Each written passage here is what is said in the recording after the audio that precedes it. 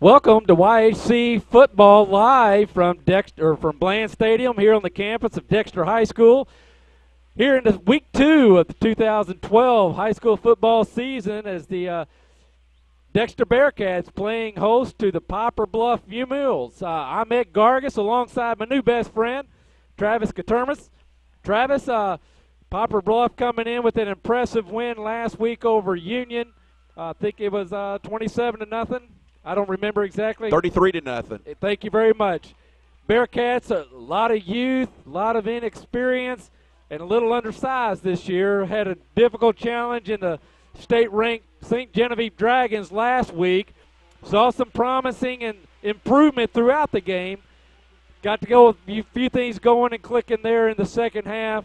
So, you know, Coach Pixley looking to see some continuous improvement here.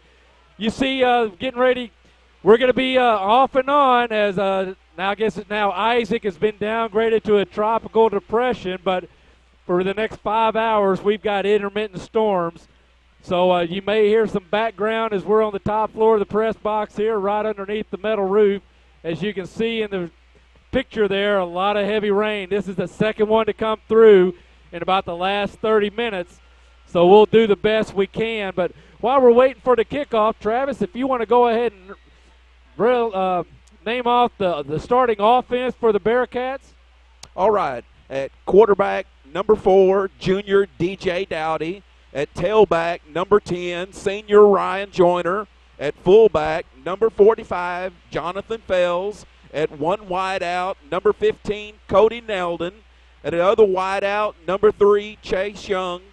At tight end tonight, number 11, Holden Bruce. And on the line at center, number 50, Chase Noe. Right guard, number 52, Dylan Aaron. Left guard, number 75, Chris Cannon. Right tackle, number 76, Wyatt Kiger. And at left tackle, number 51, Logan Quartermas. And there you see, if you're paying attention on the field, the Bearcats will be receiving to start this game. So they'll be met by a very stingy, at least after the first week, very stingy Mules defense. The Mules defense, nose guard, number 68, James Parrison. At tackle, number 50, Quentin Michael. Defensive end, number 55, Jacob Sigler. Also at the other defensive end, number 32, Antonio Mathis. 3 linebackers, number 2, Alex Lewis, number 37, TJ Boner, and number 47, Darius Sales. 2 safeties, number 8, Drew Dowd, and number 21, Jake Pulliam. And then 2 cornerbacks, number 12, Aaron Vincent, and number 14, Kimbrell Miller.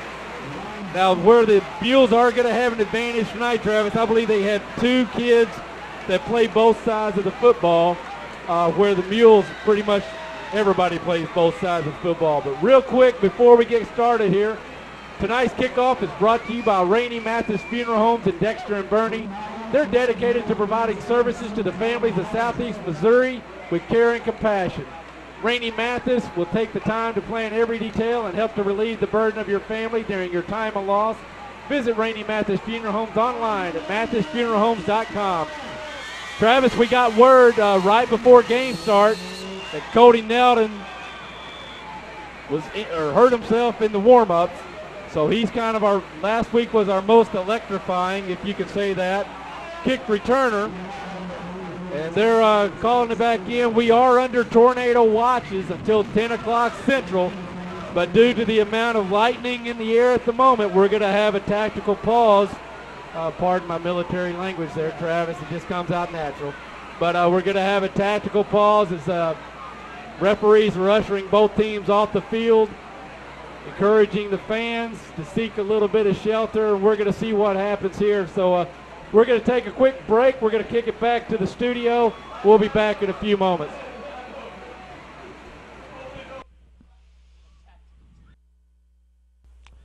And we're back again. Ed Gargis alongside Travis Katermas.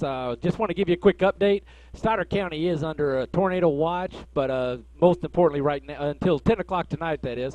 But most importantly, right before kickoff, there's a lightning strike, and per Misha rules, there's a minimum 30-minute stand down between the most recent lightning strikes. So we're looking at probably not going to be able to have kickoff until around that 7:30 hour.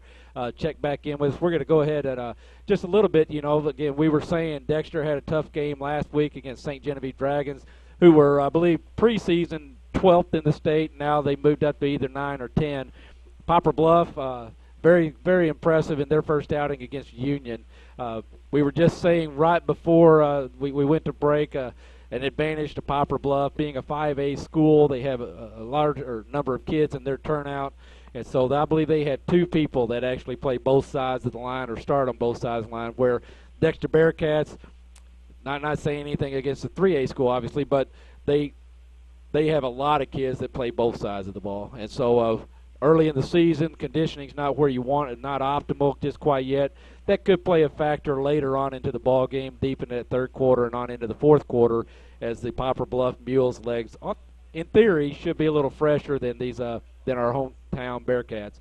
So either way, but like I said, we got Travis on board with us this year. We're looking for an exciting season with the Dexter Bearcats. Travis, you want to tell us a little bit about yourself and what all you see in the Bearcats this year? Well, I'm the preacher at the Dexter Church of Christ. Broadcasted a few basketball games. This is my first football game, so I'm looking forward to the season, looking forward to working alongside you. As you said, we've got a young Bearcat team, only 7 seniors, only 4 returning starters, but they're going to learn, they're going to get better. Reminds me a lot of that 2010 team. Right. You remember, they got off to a very slow start, then really turned it on at the end of the season, made a deep run into the playoffs.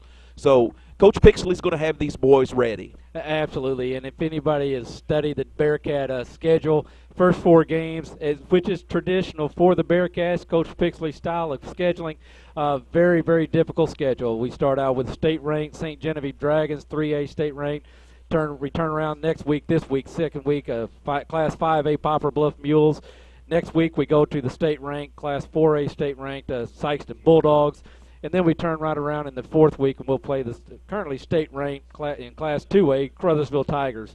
So those first 4 games really posture the Bearcats for an impressive run at the end of the season, providing that we get through those 4 games without any serious and sustaining injuries.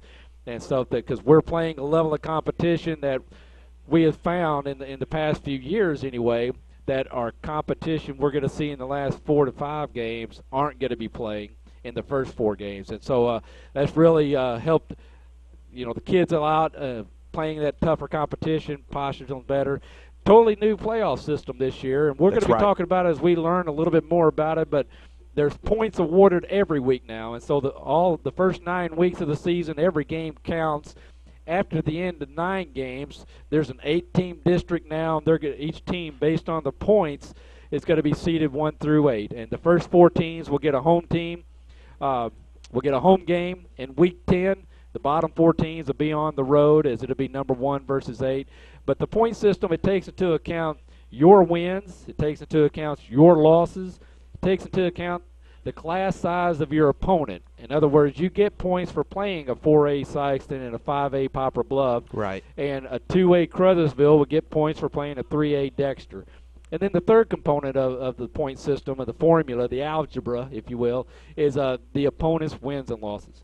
And so we'll wait and see at the end of the year if everybody says this is a good deal or it's not a good deal or if it's a confusing deal and sort of thing. But we just had the Dexter Bearcat schedule up there, and it's dropped off now, so everybody can see our good-looking mugs there, Travis. But either way, as we said, there you go, real quick. After we get through those first 4 games, we'll be with my alma mater at Kennett. Then we have Charleston, Park Hill Central, who we've played 4 times, and all 4 games have been close and hard-fought. Dexter was victorious in the first 3. Unfortunately, last year, the last game of the season for the Bearcats anyway, in overtime loss on a sneak or a keeper there. to the Park Hills, who went on up to St. Genevieve in the second round of the playoffs, and St. Genevieve was victorious and moved on.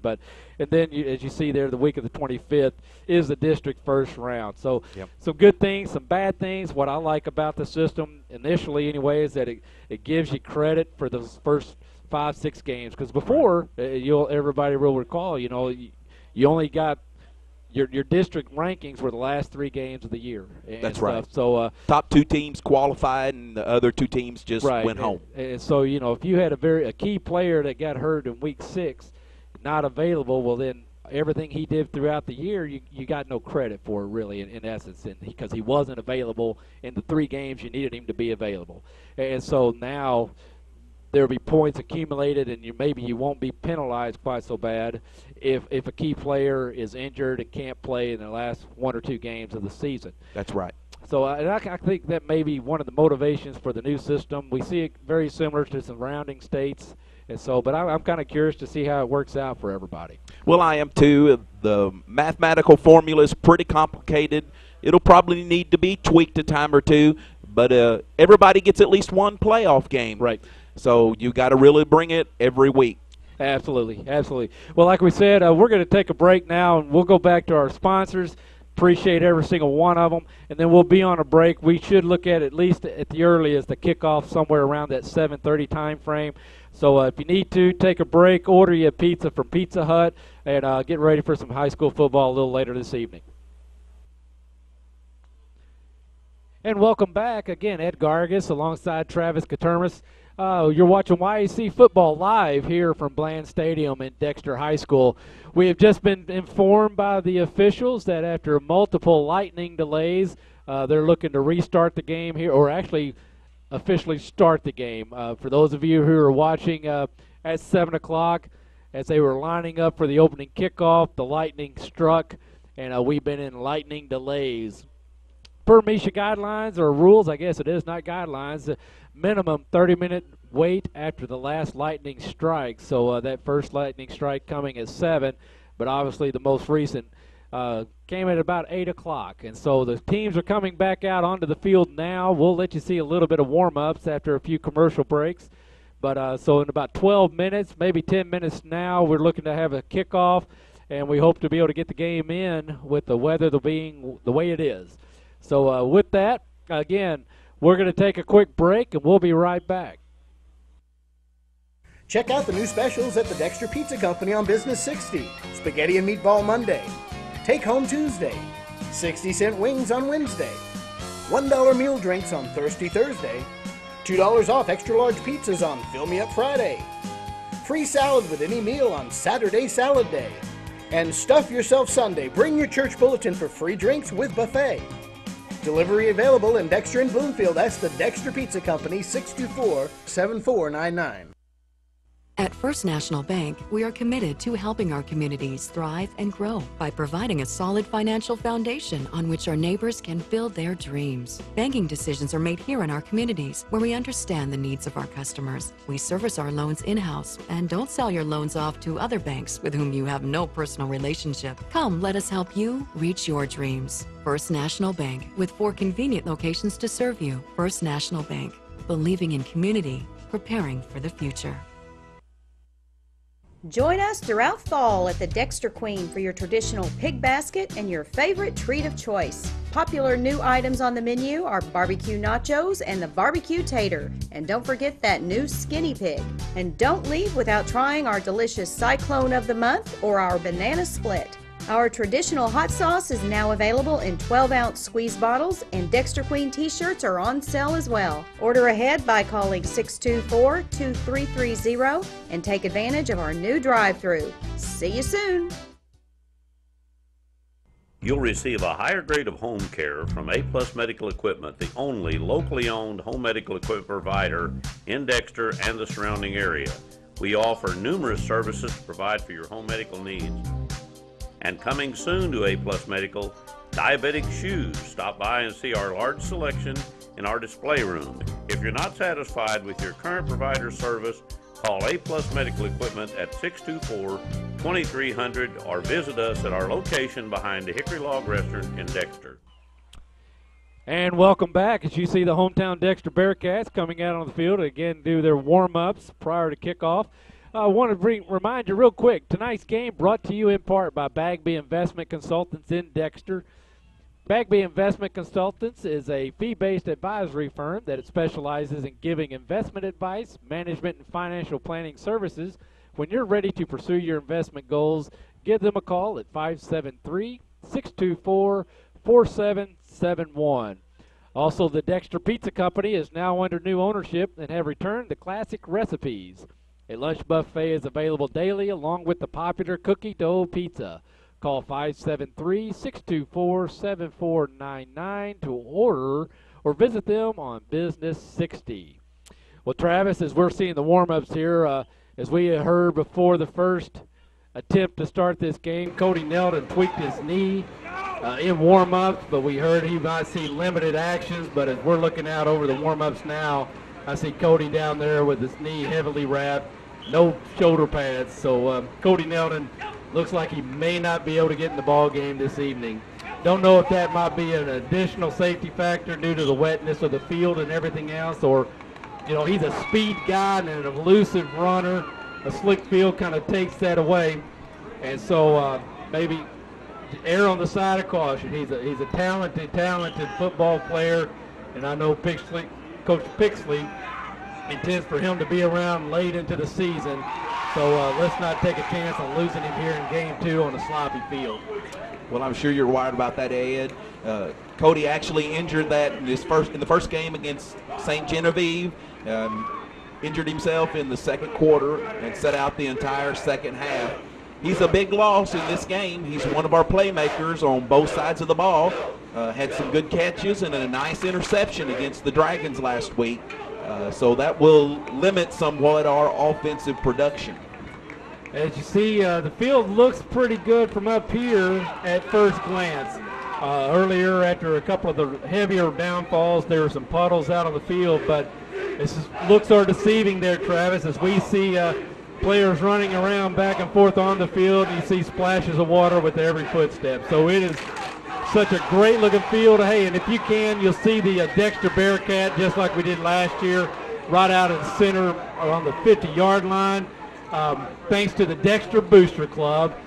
They provide that each year. They were out here Wednesday night painting that up, as well as the DHS in each end zone. So thanks much for the Dexter Bearcat Booster Club. Also, the water machine here on the home field side provided by the Booster Club. But it's not just football. They provide facilities and equipment and niceties for all the athletics here at Dexter. And so a tremendous organization.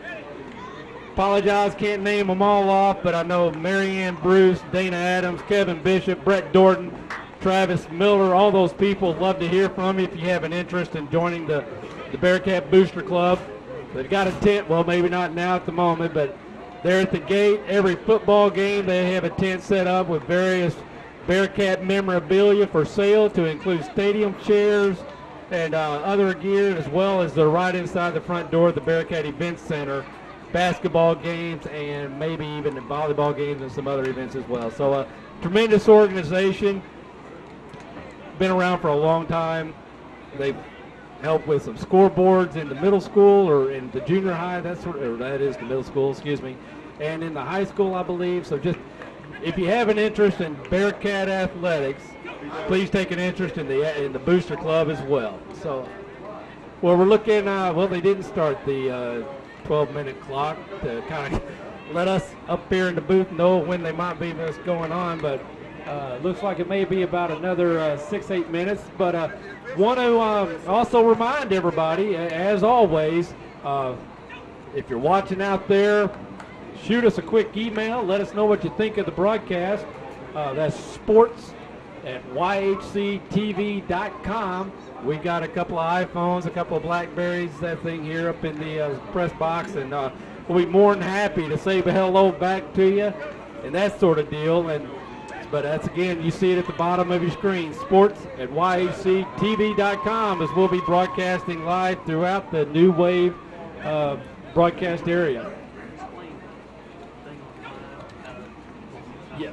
Also, those of you who have been with us for several years know that the last couple of years, these live broadcasts have also been seen online. And tonight, unfortunately, that's not possible as the host company is having some server issues that are preventing the YAC stream from being online. So we know we have fans from coast to coast, Travis, and we've heard about it for the last 2-3 years. A lot of grandmas and aunts and uncles and Dexter alumni who look to YHCTV.com every year to watch the Dexter Bearcat home games. Tonight, we're not going to be able to do that. Well, I know my mom is going to be one of those disappointed internet viewers. She was hoping to watch both her grandsons play tonight. But unfortunately, those are just situations, Ed, that we have no control over. There you go. And those of you who were on at the very beginning, the Bearcats will be receiving the kick. Poplar Bluff Mules, I apologize. I don't know who won the flip. I just saw that the Bearcats will be receiving and the Mules will be kicking off. But back to the webcast real quick. If you go to Ustream.com and search the YHC TV stream, you may be able to find this ball game afterwards. We say hi to our good friend Alan Hedrick. He's getting ready to go down and help spot tackles on the sideline. But we've got deep back for the Bearcats is Chase Young and I think number 10, Ryan Joyner. But these red jerseys, black numbers, it's going to be interesting this year, Travis, trying to call those things out. New red jerseys for the Bearcats this season for the home games, Ed. Absolutely, and they look great, but from our vantage point, white numbers on black are a little easier to see. And there's the kick. Police corralled up by Chase Young. He heads up the V across the field looking for some room. Gets wrapped up at about the getting down at the 30-yard line. So it's going to be about a 15, 17-yard return for Chase Young, and the Bearcats are going to start on their own 30-yard line.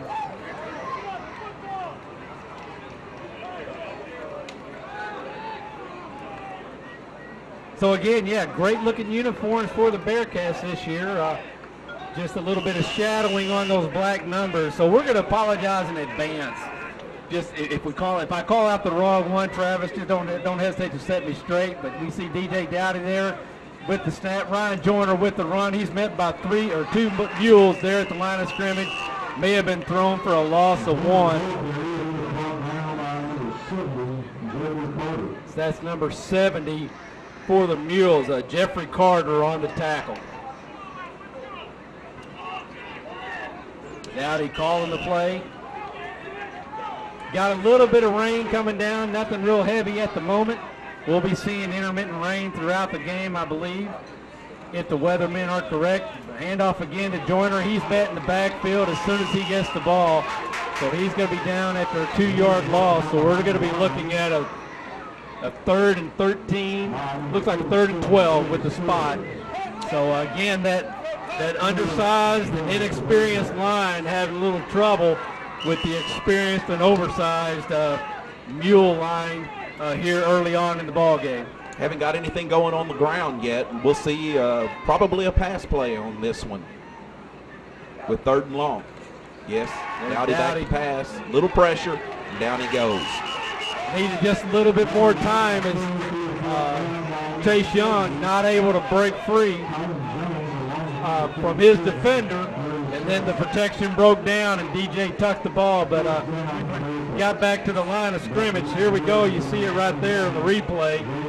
DJ just didn't quite have that time for Chase to get that step on that cornerback, and instead of risking a turnover early, he's going to do what an experienced quarterback is going to do, tuck the ball, protect it, and take what he can get. And now let's set up for a punt.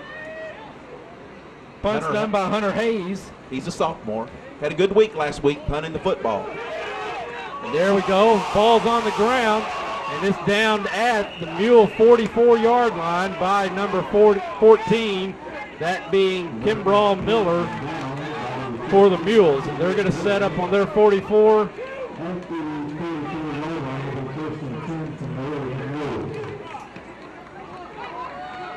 Number 7, Cortez Ellis is going to run the offense for the Mules. He went 6 for 6 last week against Union, threw 2 touchdowns. So he's a dangerous weapon there calling the plays. The Mules actually had 3 quarterbacks vying for the starting position this year and had different success with all 3 of them. So a great position for Coach Bruce to be in. The handoff there to number 9, B. Nguyen.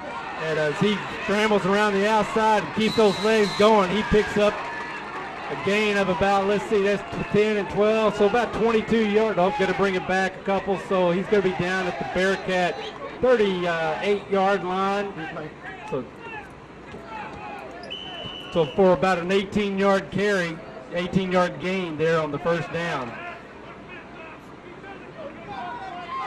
So I'm going to apologize to be grew up with some Nuyens down in Kennett, but I'm understanding that he kind of more goes by just Yin, and so help keep me straight on that tonight, Travis. I'd hate for him to have some people watching and getting all upset with me, so please forgive me. Ball start penalty against Poplar Bluff there. That'll move him back 5.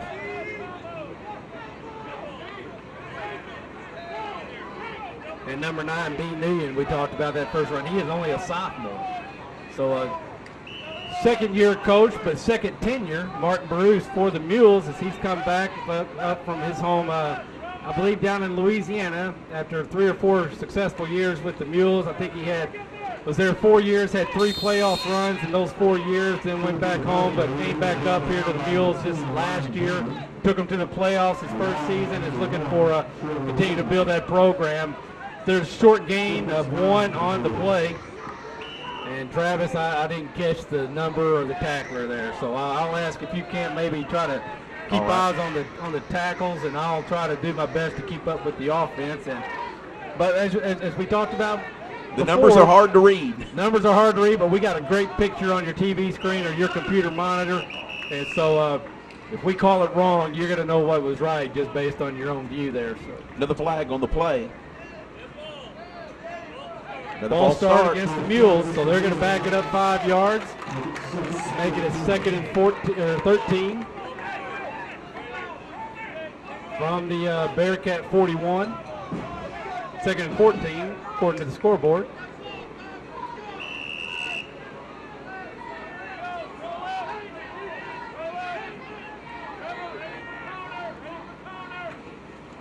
Right up the Hand gut. off again to B.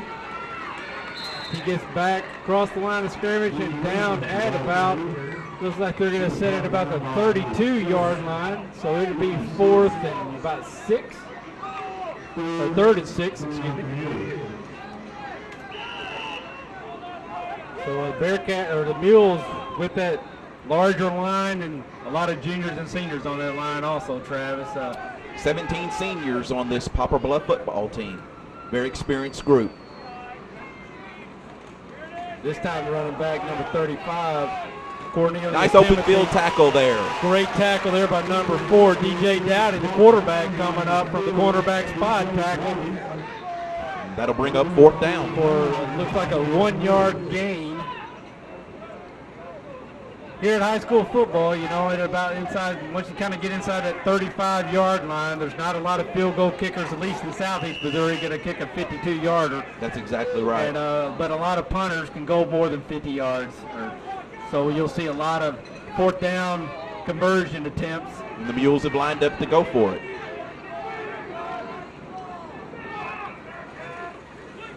Take the handoff. Ellis is back. Good rush. Can't hold on. Great. Kennedy turns it up. Nice tackle right there. That's number 26 for the Dexter Bearcats. Brad Wick. Stayed in his lane. Quarterback turned around, and Brad did not let him get by. So big loss all the way back to the 44-yard line of the Bearcats. The Bearcats will take over in similar field position that the Mules got on the first on their own 44-yard line. Brad's one of our returning starters from last season, and it really showed on that last defensive stand. We'll also see Brad on kickoff duties later this evening after scores and at the start of the second half. That's right. We mentioned Neldon went down with an injury, and he's the starting kicker, so Brad will fill in there. Dowdy rolls out, pursued. Chase Young, sliding catch. Going to be close to the first down. We'll see where the spot is going to be. You can see where he went down. for the slide based on where the field's torn up. But there it looks like it's going to be just shy of the first down. They're going to call it 2nd and 1, but really less than a yard for the first down. Nice pass by DJ. Good job by Chase going down to get the football. We saw Sion Pixley, number 20 there, son of the coach, bring it into play.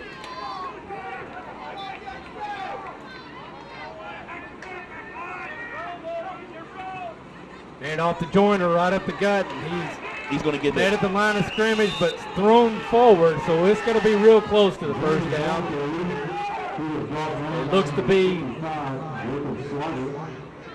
see what they call it. It is right there at it, so they're calling it 3rd down in inches. It looks like the width of the referee's foot between the mark and the first down. So see what Coach Pixley has in mind. See if he can't pick up the first down of the game.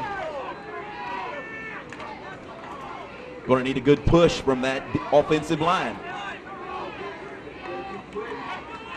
Absolutely. Got a little motion. The direction met in the backfield. Drop for a loss. I believe that was Brad Wick on the carry. We'll try to figure it out here. It's hard to see. But a loss of 2, so it's going to bring up 4th and 3. So again, on the Mule side of the field, let's see if a coach is going to elect to kick it or go ahead and try it. Looks like we're going to go for it.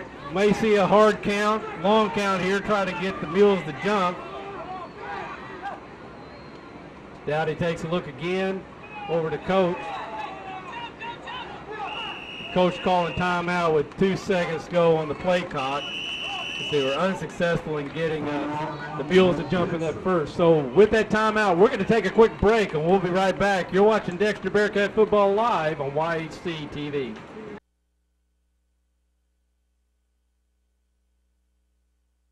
Baker Implement Company in Malden, your local source for everyday hardware essentials such as shovels, tools, mower, and welding parts. Now offering all new Case IH apparel for all ages, including kids. Of course, we've got the big tractors, but we have toy tractors too. A great gift for a future farmer. Check out our Bush Hog zero-turn lawnmowers and visit our friendly staff off of Highway 25 south of Malden. I think what I want people to know most about me is that I'm not afraid to work, and I'm ready to put my skills to work here in the 25th District and make things better for the citizens and young folks here in southeast Missouri to have an opportunity. Here we are in 2012. It's hard to believe, but I've been in business 41 years now. I'm ready to step out and do some public service. I'm Doug Leibler, and I would really appreciate your vote on Election Day. Paid for by Doug Leibler for Senate, Herman Stiles Jr. Treasurer. And we're back on 4th down. DJ Dowdy rolling out. Heavy pursuit by the Mules. He's going to be thrown out of bounds at about the Bearcat 49. So on 4th down, there'll be a change of possession. The Mules are going to start just inside the Bearcat side of the field there. Number 37, TJ Boner for the Mules, making a good play there, forcing DJ out of bounds. Great pursuit again, as we've seen on just about every pass play, Travis, from those Mules, as they're able to get off that initial block so far in the game. And they're all big guys, and they seem to have a little bit of speed. DJ Dowdy's finding he's not just running past them just yet. Cortez Ellis lining up under center. Fakes a handoff to B. Pass. Defended well against, I believe, that is a Chase Young. No, yeah, Chase Young, number 3, defending that pass. Great anticipation there by Chase. I apologize. That was number 7, Ethan Stevens. Ethan Stevens. So the freshman out there getting into the action. Backup quarterback as well. I was getting ready to say the exact same thing, Travis. So we got a 2nd and 10. 4:50 to go here in the first period, as you'll see just, well, the 5-minute mark there at the top of your screen. Sometimes I got to remind myself, Travis, we're not on radio, and we had the ability to keep the score and the time upgrade and what the down and the yardage is. Fumble on the ball. Fumble on the play. Looks like the Bearcats are on it. Yes, it's Ethan Stevens. Or no, excuse me, number 1, Trevor Waldner getting there. The little outside linebacker dives in there, picks it up, and scoops right out before those Mules had a chance to get their big, strong arms in there and try to pull it away from him. Trevor's a heads up junior. reaction there by Travis. He's a first-year football player, but he's good enough to come out here and start. He was a state qualifier for the wrestling team last year, so Trevor's an excellent athlete, and he showed it there. Got a little bit of quickness. I know he grew up playing a whole lot of soccer over at Sykeston area and here in Dexter as well, so we're glad to see him out on the football field this year. We'll see if the Bearcats can't get that running game going now, Ed. So we talked a little bit in the pregame about how this might be a game of turnovers, and the Mules were the first to cough one up as Ryan Joyner just cannot get past the line of scrimmage again. He's thrown for a loss. We'll see where they spot him. Looks like forward progression stopped at the line of scrimmage. He's spotted right at the 50-yard line, bringing up a 2nd and 10. Sion Pixley running the play in for the Bearcats. Sion's going to see a lot of playing time tonight with Cody Nelson on the sideline. And Ryan Joyner coming out. So it looks like Brad Wicks in the tailback spot.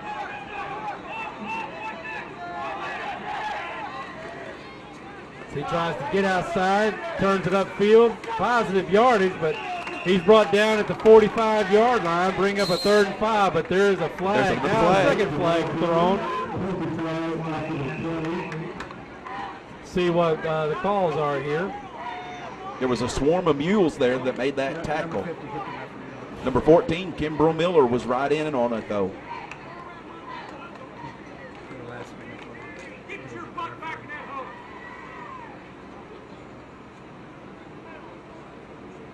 See the white hat here. See if we can pick up this signal here. He's still making sure he's got the call right. Personal foul. So 2 penalties on the Mules. They'll probably take the personal foul. It'll be a 15. It may have been a late hit. Could have been a face mask. I didn't see the face mask call. See if we can't pick it up here on the replay. There's Brad's down. He's down, and then so not real sure. But as we always like to say, Travis, the guys in black and white, they're right down there on it. Got a better angle at it than I do.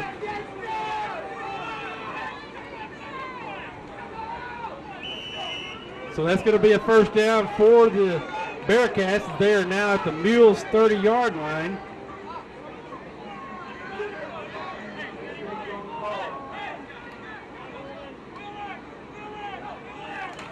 There's a handoff to Joyner. He gets through the line. He's met there at the line of scrimmage, but falls forward for a gain of 4, almost 5. The Bearcat offense, Ed, starting to get that running game moving a little bit. Positive yardage on the last 2 or 3 carries. It's good to see. Absolutely.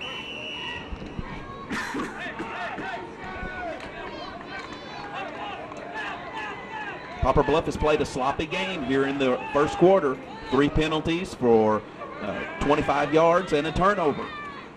Their coaching staff can't be happy with that. Dowdy takes the snap, fakes the handoff, rolls out to his left, and he's going to keep the ball. Going to have a first down. So he bootlegs around to the left side there and dives for the first down. It's going to be a gain of about 7, maybe 8. So with 3:08 to go here in the first quarter, Bearcats offense finding some success on running both sides of the field. So great run there by DJ. And the important thing about that, Ed, it's going to give this inexperienced young football team more confidence if they can get something going early on against this large Mule defense. Absolutely. Great comment there, Travis. So 1st and 10 from about the 15-yard line, 16-yard line on the scoreboard. Hand off there to Joyner.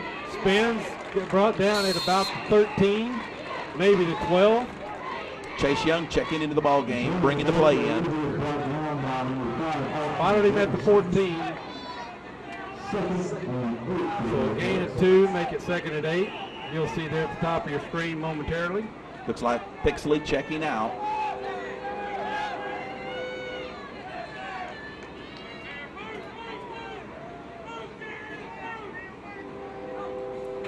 DJ back. Going to go deep to the corner to Chase Young. Underthrown, defended well by the Mules. that number 12 for the Mules? It looks like Aaron Vincent with the defended pass there. Chase was real alert on that play and knocked it away. That looked like it was going to be picked off, Ed. Last week, Travis, as you recall, Chase had some success, or maybe it was Cody or both of them, stepping back in front of that defender for the pass slightly underthrown. And this tonight, as you said, great heads-up play there by Chase as the Mule had defended that play perfectly. And the only offense Chase had was to defend that play away. He had to become the defender on that play. You bet. So 3rd and 8. Movement here by the Mule defense. DJ rolling out, slips, he's down. Another penalty flag. This could be holding against Dexter. Maybe. But you'll recall in high school football, all you viewers, that once the knee touches the ground, whether you're touched by the defender or not, you are down and cannot advance the ball anymore. But here's a holding call against the Bearcats. Ed, on this wet field, we're going to see a lot of slipping and sliding tonight. Absolutely. The holding call, Travis, they assessed those yardage from the point of the foul, correct? Not from the line of scrimmage. As I get that right? heads up Okay, from the producer, Travis. Thought I recalled that from last year. Had Waynetta Rogers in for the news broadcast today, and so she was saying, growing up in Bernie, didn't grow up watching a lot of football, and just asked that, hey, if we could maybe explain a few things here and there. So Waynetta, if you're watching, hopefully you learned a little bit there. But if you haven't, the Bearcats have the football, meaning they can go forward with it. Ed, I'll explain it to her on Sunday. There you go. And the guys in the white shirts, they're trying to stop the football. So there you go, Wayne Nander. That's as elementary as we can make it. We got timeout, Bearcats. We're going to take a quick break, and we'll be right back.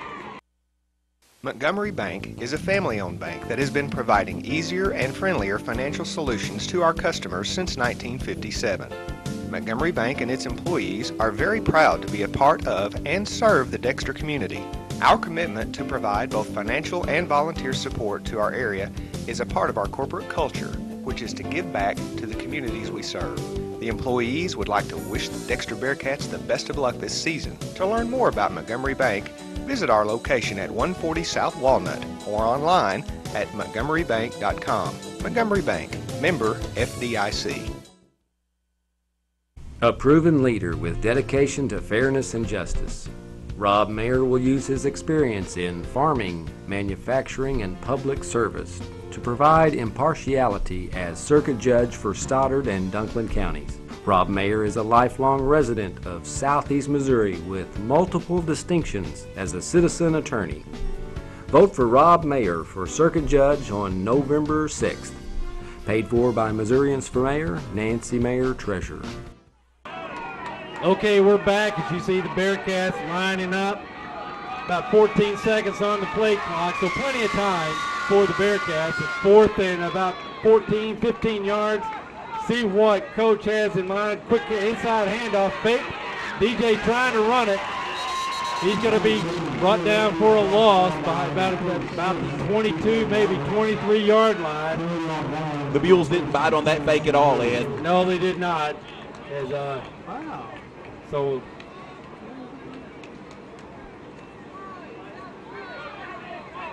Mules will take over on downs, as is any spirited competition and rivalry. A few friendly words just being exchanged in between players, but both teams heads up to make sure the friendly words didn't turn into something other than friendly words. And now here we go as Cortez Ellis under center again. Handoff to number 35 as he scoots out around to the right. That being Cornelius Timothy, and a gain of about 17-yard line. Cornelius Timothy is one of their big weapons. He had a big game against Union last week. Absolutely. After beating Yin, having success early, now they're getting the ball back to their other running back. He brings it all the way out to the 40-yard line quickly as he just scampered right off the right side. Here we go, right back to him. Nope, fake. Cortez pulls it back down, brought down behind the line of scrimmage by the Bearcats. Travis, I'll let you figure out that number. 45. Number 45 for the Bearcats. So Jonathan a great tackle Fells there by Jonathan Fells.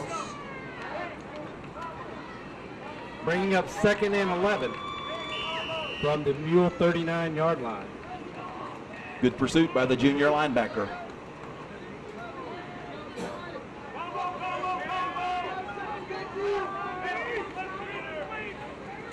Inside handoff again to Cornelius Timothy.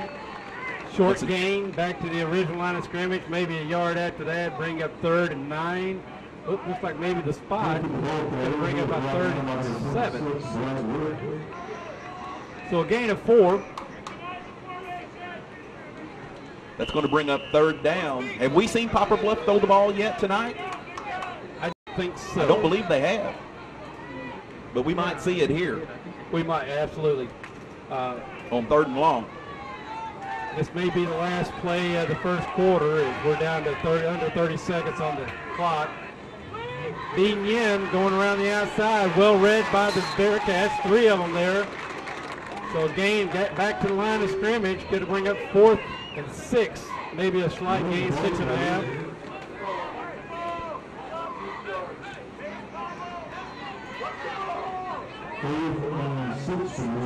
4th and 6 now for the Mules. They seem determined to pound it out on the ground. And that's the end of the first quarter.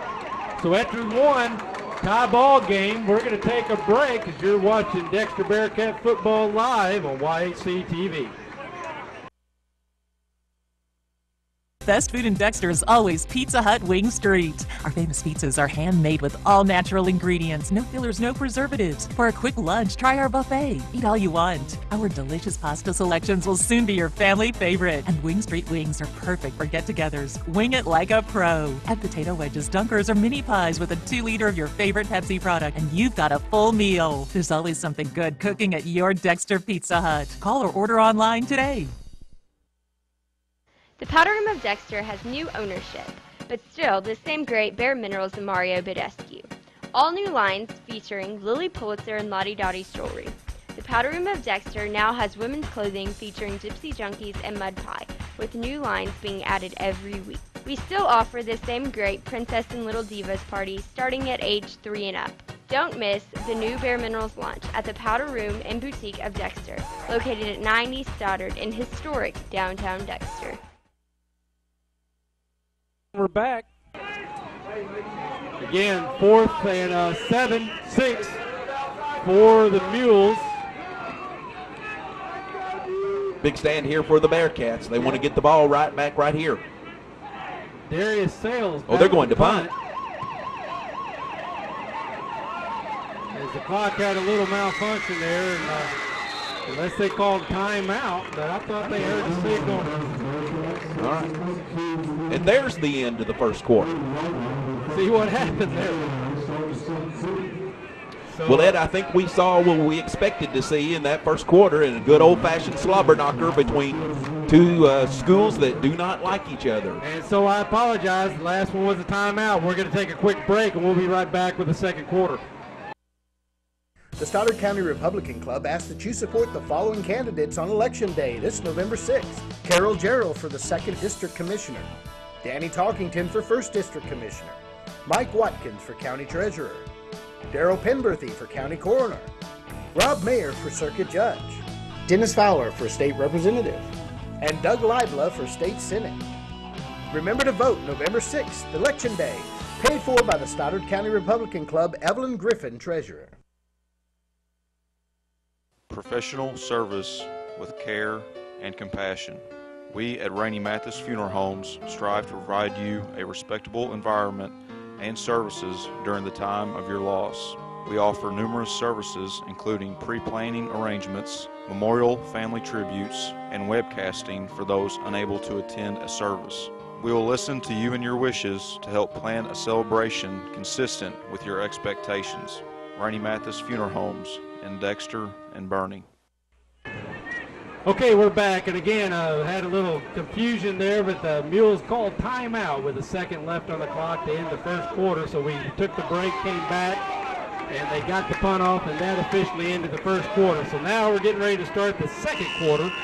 Mules had the ball, or Bearcats had the ball on their own 30-yard line.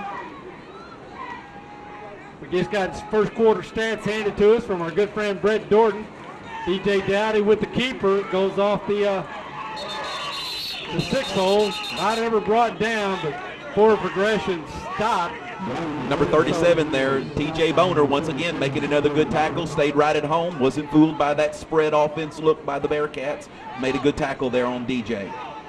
So Travis, I'll just hand these stats to you, and then maybe in between plays you can kind of rattle off some of the, don't have to read them all to us, but just get us the highlights of the rushing game and highlight of the tackling game for the Bearcats, and then maybe do some team compilations. We'll try to get those through to you here throughout the second quarter. And then we'll have a more comprehensive roll-up during halftime. But quick pass out to the right. Cut back, goes upfield, tries to get away. Brought down from behind. Maybe the horse collar call there, Travis, as there's a flag at the tackle, but it will be a first down after a gain of 11. Yet another penalty on the Mules. Looks like in that first quarter, Ed, Ryan Joyner had 6 rushes for 5 yards. DJ Dowdy, 5 rushes for -1. And Brad Wick, 2 rushes for 2 yards, 7 total yards on the ground for the Bearcats. Got the horse passing tackle there.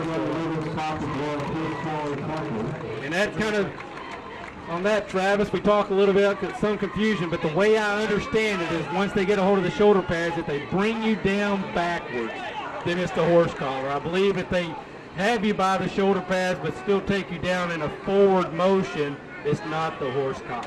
That's right. And it's pretty obvious when it happens. Absolutely. You're bringing that player's head back, and that's more susceptible to injury to the head and neck, and so they put that penalty in there to protect these young kids playing this hard knocks game of football. DJ Dowdy was 1 for 2 for 9 yards in that first quarter, passing the ball. Okay. Hand off there, off the left guard by Brad Wick. Big gain of about 15, maybe 16. By far the Bearcats' biggest gain from the line of scrimmage on the ground tonight, Ed. Absolutely. Good run there by Brad. But yeah, it looked like he got right through that 3-hole. And nice. And Brad is not a guy much like Cody Stevens last year. He's not going to try to avoid the hit. He is going to let the linebacker, or in this case a D-back, know. I really like the way he lowered his shoulder and ran right through that defender. And protects that ball while he's doing it. Absolutely. Well, Josh Overall and Nick Summers both, hard runners last year all around for the Bearcats, and you see that just a Pixley style of football. And there's the handoff cut up by Chase Young. He's brought down at the 20-yard line. So going to be a gain of about 5. So 2nd and 5 for the Bearcats. And again, like we saw at the end of the first quarter, Bearcats having some success finding the holes and moving the ball, but we're doing it well between the 15s. Now we got to see if we can't take it from the 15 and on across that goal line and get points on the board. That's right. This is Dexter's second trip inside the red zone. Last time they came away with no points. Let's see if they can cash it in now. Well, that's the thing too, coaching staff, they learn with every possession, just like the players do. And what that coaching staff is learning is what's the defense doing and how can we exploit their weaknesses. So no gain on the carry there. Number 76, Nick Mitchell, made a good solo tackle on that play on Joyner. So then 3rd and 5 from the 15. From the 20. The first down marker will be the 15-yard line.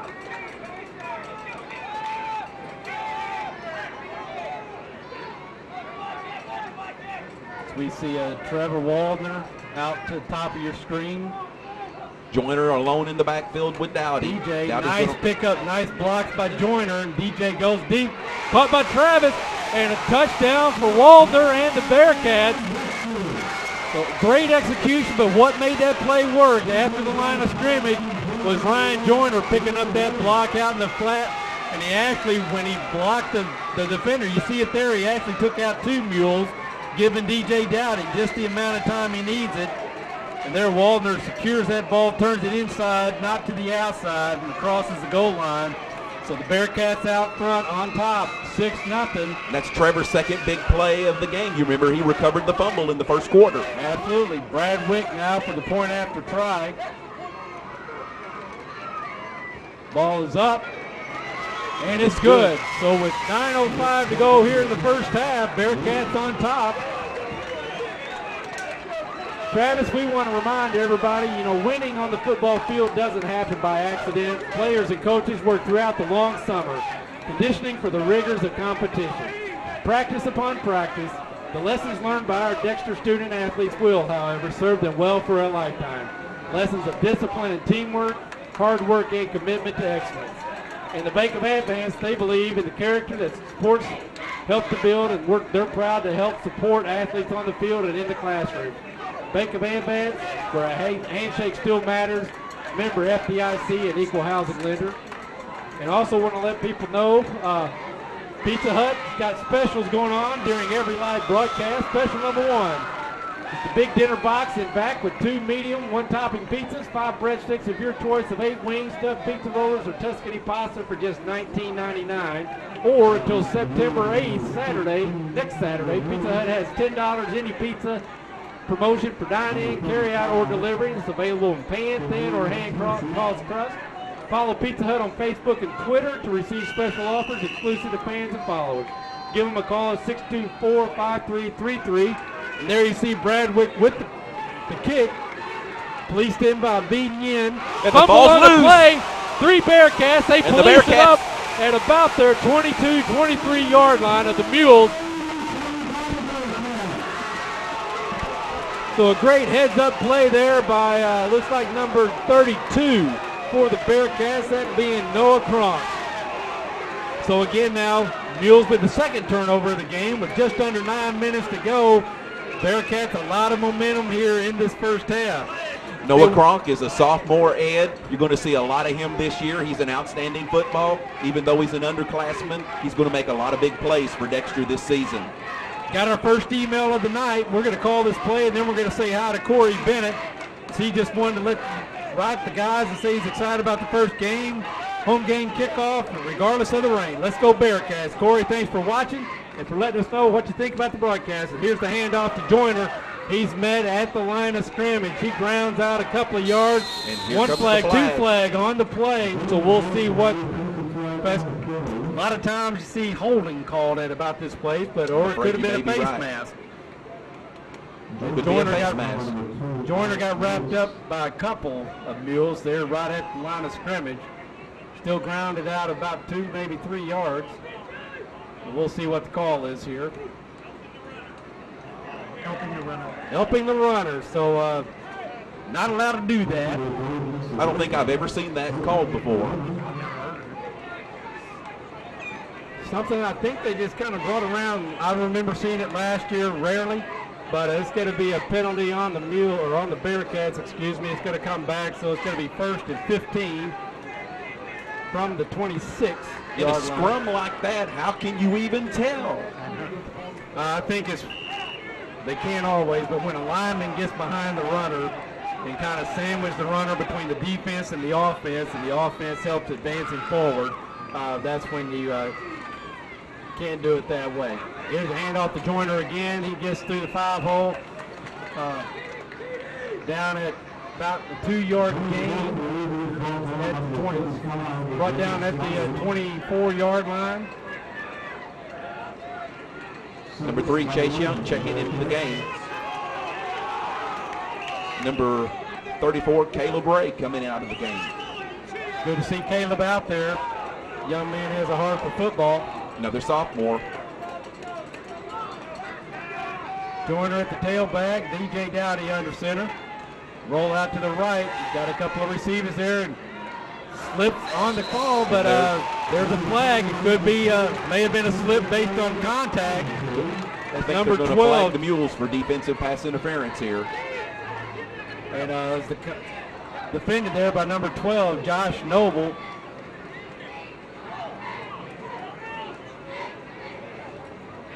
Got an illegal man downfield against the Bearcats. So it's one of the no pass linemen there probably released from the block early. So that'll come back.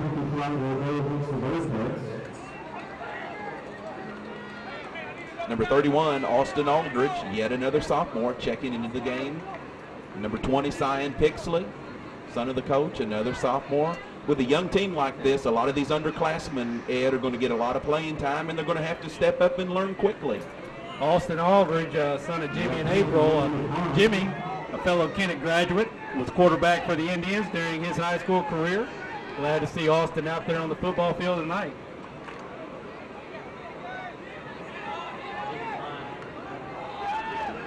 So we got 3rd and 11, a long 11.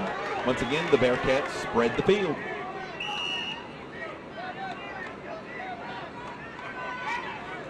Downey back, looks right, going deep. Chase Young gets there. There's another flag on the play. Just off his hands. That throw of the flag is a lot of times what they like to call that holding penalty. Yep, there it is. So Dexter really shooting themselves in the foot with all these penalties. But again, that's another hallmark of an inexperienced football team. And a lot of times, you're right, you know, they're slightly undersized and inexperienced, and sometimes you know the pass has to get off, and so you may take a chance to protect your quarterback. And with these slippery field conditions, Ed, sometimes maybe these holding calls are kids just trying to keep their balance. Absolutely. Lose a footing and just by instinct you grab whatever's in front of you and try to keep up. So now we got a 3rd and 25. One thing, Dexter won't be afraid to throw the ball deep. Nope. Pixley in motion. Fake. DJ Dowdy met in the backfield, breaks the tackle, gets to the line of scrimmage. That's down by number 37 on the Mules, TJ Boner. The punt team now comes out. Hunter Hayes, another sophomore, going to kick the ball.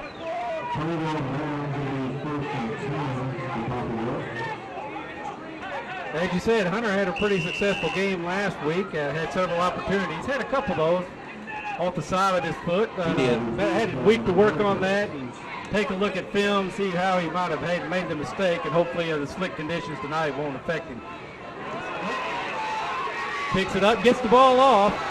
It's a short punt, but he gets the Bearcat roll, and there's the penalty flag down. Probably going to be roughing the punter.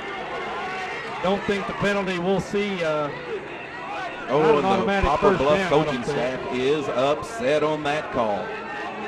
So I think their argument's going to be once the ball was on the ground, the punter is fair game, and I'm not sure they're wrong on that. We'll see. But penalty's been called now, and yeah, the coaches in the maroon on the far side, they are not happy about it. But Hayes, he just, it is an automatic first down. And so Hayes just stepped right in between the two defenders and got the kick off. I'll tell you what, good job on Hunter to keep his head, pick that ball up, get the kickoff, stand in there. He knew he was going to take a shot, but he's a tough young man. Good job there, drawing the penalty. What is the expression? He took one for the team. There you go. There you go. And it looks like they're going to try to work on him. The trainers got him over here behind the bench here, Ed. Number 54 is Nathan Cox. So, I'm sorry. I thought that was Hunter. We see number 51, Logan Kirk. Logan going into the game there, Travis. He was a starter there on the offensive line.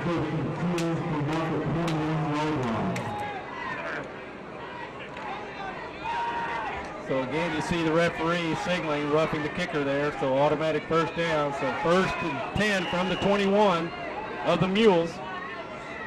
Dowdy in the shotgun, back with Hunter, Ryan Joyner, Joyner with the handoff. To the right side, just off right tackle. Gain of about 4. See where they spot it.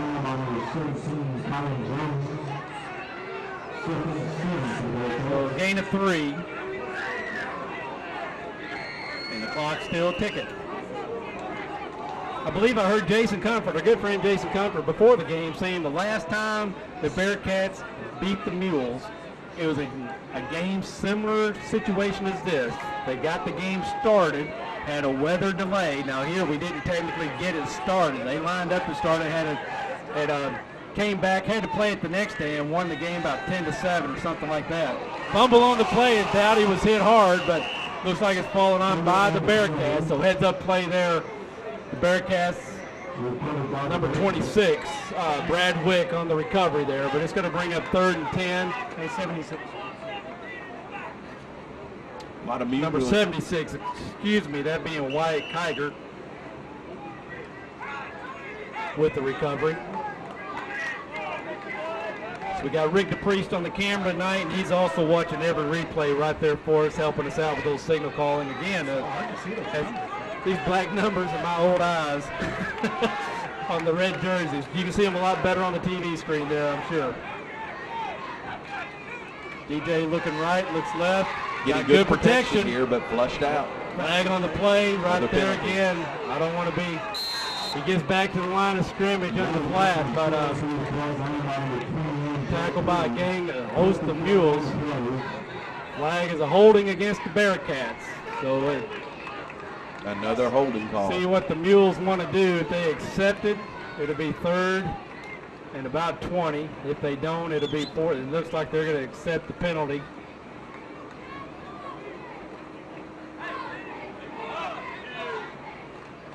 They'll count off the 10 yards, and it will be right about 3rd and 20. If the holding occurred right about the line of scrimmage.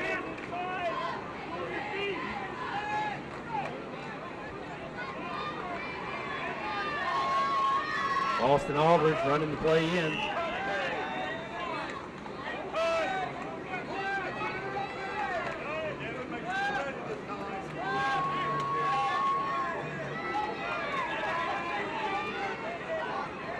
Brad Wick in the backfield with DJ Dowdy. 4 receivers, 2 top, 2 bottom. Hand off to Wick, cuts it back up.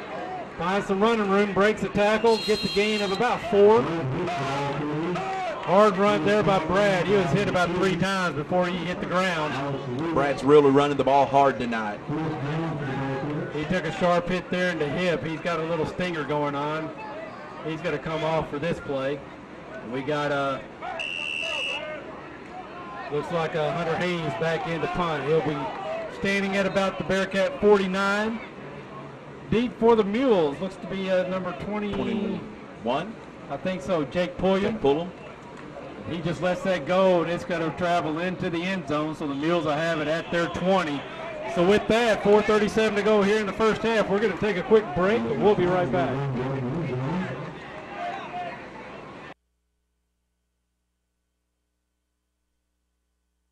Hello, I'm Terry Swinger, and I'm a candidate for Missouri State Senate. And I'd like to wish the Dexter Bearcats and all of our area football teams a safe and successful season. Not only does football help our youth physically, but there's a lot of life skills to be learned too. Cooperation, leadership, and sportsmanship. I'd like to wish all of our area teams the best. Again, I'm Terry Swinger, I'm running for State Senate, and I would love to have your vote on November the 6th. Southeast Missouri Mutual Insurance is celebrating our 100th year. We started protecting rural farmers way back in 1910, insuring folks no one else would. Southeast Missouri Mutual Insurance has been a family business for 4 generations, and we continue that tradition today, providing solid home, farm, and commercial insurance at very competitive rates. When the ice storm hit us, we were out there with you. All of our claims were processed within days, and we will continue to provide the best coverage and the best service for the next 100 years. Southeast Missouri Mutual Insurance, a century of service. And we're back as you see both teams take the field here with, again, 4:37 to go here in the first half. Our Dexter Bearcats with a 7-0 lead. Sloppy field. Haven't had any rain since about the first minute or 2 of the ball game after a 45-minute or so, hour and a half, I think, delay. As you see Cortez Ellis keeps the ball, breaks the tackle, turns it back upfield. He's going to be brought down at about the 35. So first down for the Mules. A nice run there by Ellis. 45, Jonathan Fells on the tackle for the Bearcats. Great job there, Jonathan. Called his name and his number several times last week as I was helping Brett Dorton spot. Also Scott Nelson helping him spot on the tackling side. I was calling the offense for Brett, and Brett Dorton, his crew, they do a great job. He's got Alan Hedrick down on the sideline. He's got Jason Comfort up here in the box with him this evening and providing the stats. He's been doing that for a lot of years. And there we see Cornelius Timothy breaks free, gets through the line quick.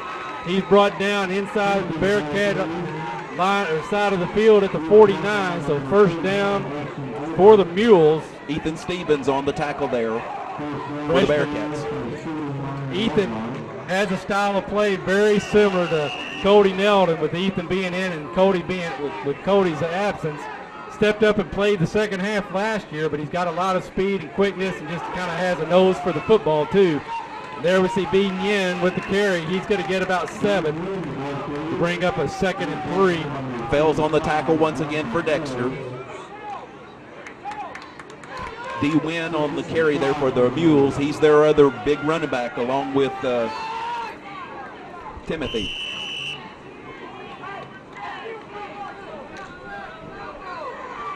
Jonathan Fells, his dad Rick Murray does a lot of work with YAC. Brings an old movie every Monday night. Let's go to the movies. That's it. I was wanting to say. There we go. Ooh. Ellis evades the tackle. He's going to tuck it. He's going to run. First down there for the Mules, barring a penalty. And he's brought down finally at about the Bearcat 30, 31-yard line. But first down Mules with another big run by their senior quarterback, Cortez Ellis. It's a game of inches, Ed. The Bearcats almost brought him down in the backfield for a big loss.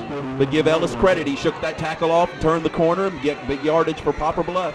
And there you go. But again, Jonathan's dad, Rick Murray, let's go to the movies every Monday night. Brings a classic old movie and with a little commentary leading into and during, and just a very entertaining evening on Monday nights. Cornelius Timothy with the run again. Scampers through to the linebackers and brought down at about the 26-yard line of the Bearcats for a gain of 4. Looks like they're going to bring it back to the 30 or the 27, so a gain of 3. But they're calling it 2nd and 6 on the scoreboard. 2:41 to go here in the first half. You know those Mules love to get on the scoreboard, and the Bearcats just the opposite. Love to make sure they don't. And go into the first half here with the 7-0 lead.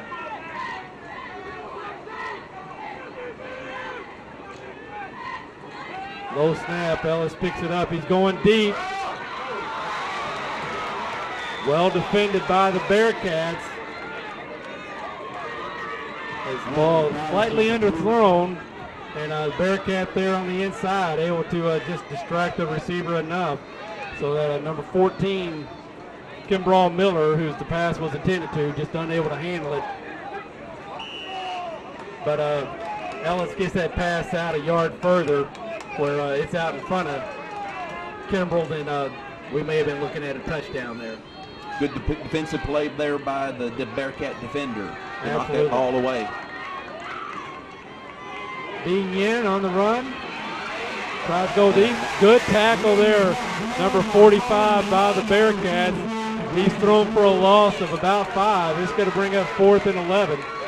Another tackle there by Jonathan Fells. He's been a real force on defense for Dexter tonight. He must have heard us talking about his dad. Wanted to make him proud.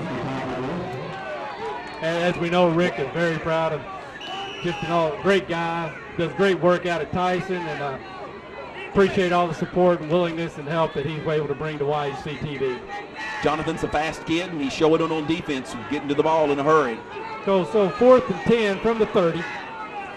Ellis back in the shotgun, looking to keep it. Wrapped up, thrown for a loss of 7. So the Mules are going to take over at their own, the Bearcats are going to take over at their own 37-yard line. Ed, I got to make this call. Please do. Logan Quitermus with the sack. Who was that again?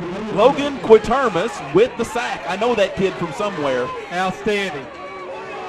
Another great kid, comes from a great family, and we'd say that even if you weren't up here, Travis. Showing lowercase how it's getting done on the field, right? That's it. His little brother Brandon, a sophomore down there, wearing number 62.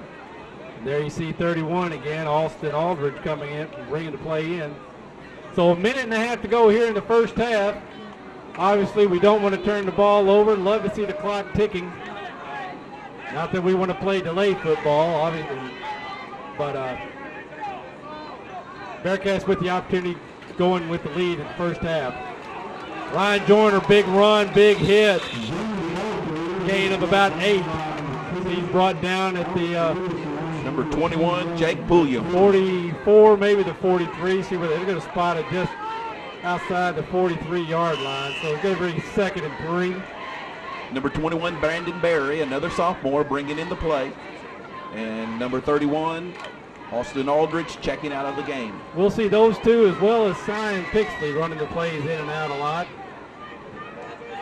Yes, those young men are going to get a lot of playing time with Cody Nelden on the bench. Ryan Joyner again hit at the line of scrimmage by, I think, 3, if not 4 Mules. So thrown for a loss, but forward progression stopped. We'll see where it gets spotted. Looks like a no gain, maybe a yard gain with the forward progression. So it's going to be 3rd and 3 from the Bearcat 43. It's under 30 seconds now to go here in the first half. So we'll see if they're going to probably see them run the clock all the way down. This may very well be the last play of the first half. Would not be surprised.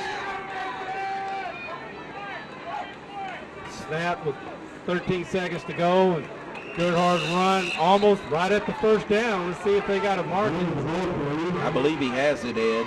At the spot we're looking at, he should have a first down. They stopped the clock to get it set. Referee calls it first down. So 10 seconds to go here in the second quarter. Bearcats from the Mule 49, just inside the 49-yard line. Here comes Dowdy with the play off the sideline. And the clock starts. And the Bearcats look like they did not get the play off. And so at the end of the first half, Bearcats, your hometown Bearcats, on top, 7-0 against the visiting Poplar Bluff Mules. We're going to take a break, and then we'll be back with some halftime stats. You're watching Bearcat Football Live on YAC TV.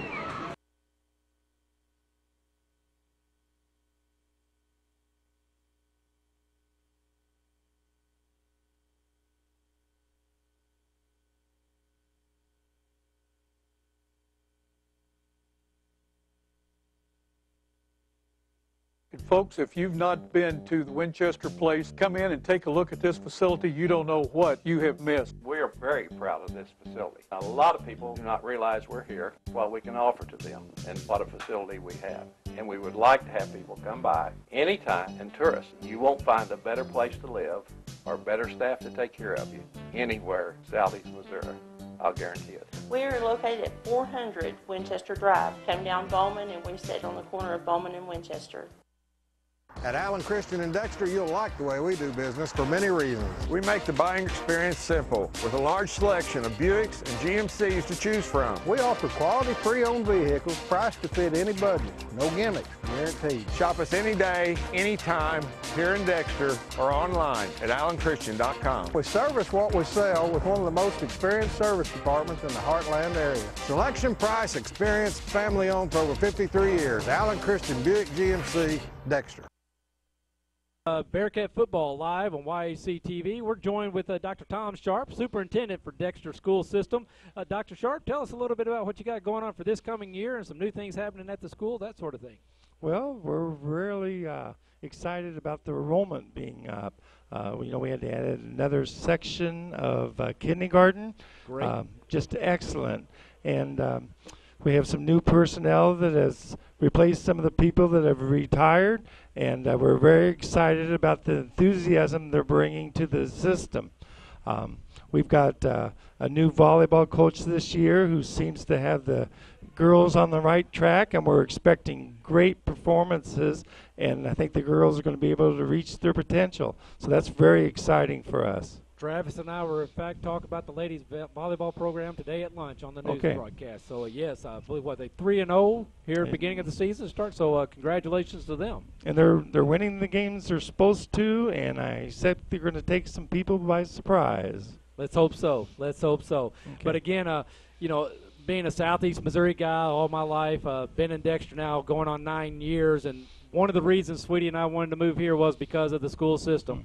And I know you've only been here about 3 of those years, but it's been nothing but more positive comments and good comments about the school system when we first got into town, but even in the last 3 years with your arrival, just a refreshed spirit, and people are coming to our town for the school district, and that's going to make long-term success for Dexter and the businesses. People may work out of town, but we got two thriving industries here with Forcia and Tyson, and we understand too that Tyson's supposed to be doing a very large expansion. So that's just going to be more people moving into the area, bringing more people into such a quality school district. Also, you know, we do a lot of basketball at YHC. Yes, we do. And so thanks to probably the premier facility in Southeast Missouri, and that's a lot of friends from Cape Girardeau to Poplar Bluff all the way down to Kennett. When they come up to Dexter, they even 2, 3, 4 years into it, they're still surprised at the quality of that facility. That just goes to speak to the confidence that the community has in the system and the administration of the system, that with the bond issue, and that's bringing maybe not actual dollars, I'd like to, but it's bringing money. If you can use it slangily, it's bringing money to the system. And everybody loves to come to Dexter and play basketball, and also the volleyball as well. Well, and you know, the main thing about Dexter is that it's a full-service community. You don't have to go anywhere to get the things that we need.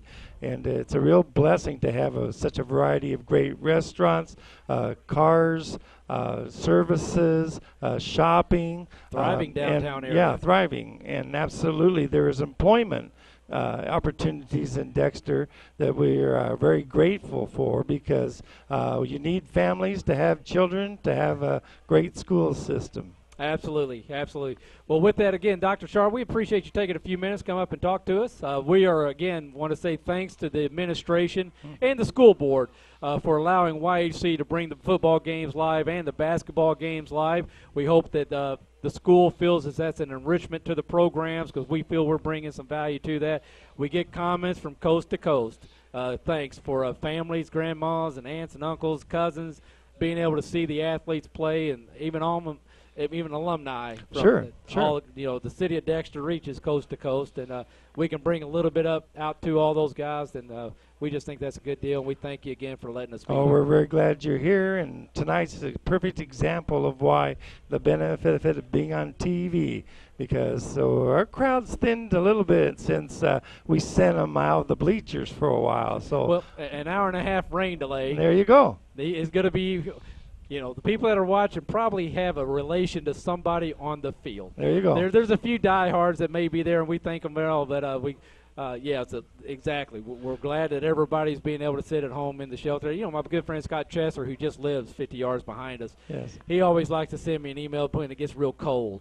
Yeah. You know, and he's like, hey, it sure is warm in my recliner, and you guys are doing a great job. And, you know, as I'm drinking my hot chocolate and got my socked feet up on the pillow. So, Scotty, we appreciate you watching and keeping up with us as well. Sure, and I'd like to really thank my administrative team to make sure that we had a safe game, that everybody took the precautions they needed to do, because student safety is number one. So thank you.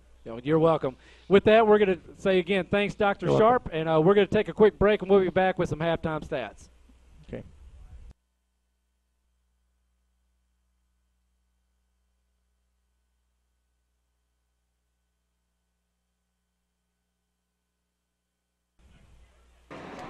And welcome back. Again, I'm Ed Gargis alongside Travis Katermas. Did I say it right? Spot on. Okay, I apologize, because for 2 years I said Quartermas. I've heard much worse. It's that quartermaster's, the military coming out of me. But hey, real quick, we just want to hit on some first half stats, some quick team stats. Offensively, the Dexter Bearcats led the Poplar Bluff Mules in first downs, 7-5. Bearcats received 3 of those from rushing and 2 from passing, and then 2 on penalties. Poplar Bluff Mules has a slight edge in rushing, 109 yards to 66 for the Mules. And passing, let's see, we got 40 yards passing for the Bearcats to no yards passing for the Mules. And then on down, we look at net yards, total yards for the Bearcats, 88. Mules is 87. The most important statistic, though, is the score. Bearcats on top, 7-0. 2 fumbles, 2 turnovers for the Poplar Bluff Mules. one fumble, but recovered by the Bearcats, so no turnovers for the Bearcats. Travis, I believe you got some individual stats for us. Yes, for the visiting Poplar Bluff Mules, their top 2 rushers, Cornelius Timothy, 7 rushes for 49 yards. B. Wynn, 5 rushes for 30 yards. As you mentioned, they have no passing yardage. Their quarterback, Cortez Elliott, was 0 for 2. For the Dexter Bearcats, their top 2 rushers, Ryan Joyner, 12 rushes for 21 yards. Brad Wick, 4 rushes for 25 yards. Quarterback DJ Dowdy was 3 for 5 for 40 yards and a touchdown. As far as receivers go, Chase Young had 2 receptions for 20 yards. Trevor Waldner had 1 reception for 20 yards and a touchdown. We had on punts, Chase Young, 1 attempt for 10 yards. So there's some individual stats, team leaders for both the Mules and the Bearcats. All right, there you see the Bearcats coming back out for their second half warm-ups. We got about a minute and a half before the second half starts, so we're going to take a quick break to hear from our sponsors. Again, you're watching Bearcat Football live on YHC TV. Check out the new specials at the Dexter Pizza Company on Business 60. Spaghetti and Meatball Monday. Take Home Tuesday. 60-cent wings on Wednesday. $1 meal drinks on Thirsty Thursday. $2 off extra large pizzas on Fill Me Up Friday. Free salad with any meal on Saturday Salad Day. And Stuff Yourself Sunday. Bring your church bulletin for free drinks with buffet. Delivery available in Dexter and Bloomfield. That's the Dexter Pizza Company, 624-7499. At First National Bank, we are committed to helping our communities thrive and grow by providing a solid financial foundation on which our neighbors can build their dreams. Banking decisions are made here in our communities, where we understand the needs of our customers. We service our loans in-house and don't sell your loans off to other banks with whom you have no personal relationship. Come, let us help you reach your dreams. First National Bank, with 4 convenient locations to serve you. First National Bank, believing in community, preparing for the future. Join us throughout fall at the Dexter Queen for your traditional pig basket and your favorite treat of choice. Popular new items on the menu are barbecue nachos and the barbecue tater. And don't forget that new skinny pig. And don't leave without trying our delicious Cyclone of the Month or our banana split. Our traditional hot sauce is now available in 12-ounce squeeze bottles, and Dexter Queen t-shirts are on sale as well. Order ahead by calling 624-2330 and take advantage of our new drive-thru. See you soon!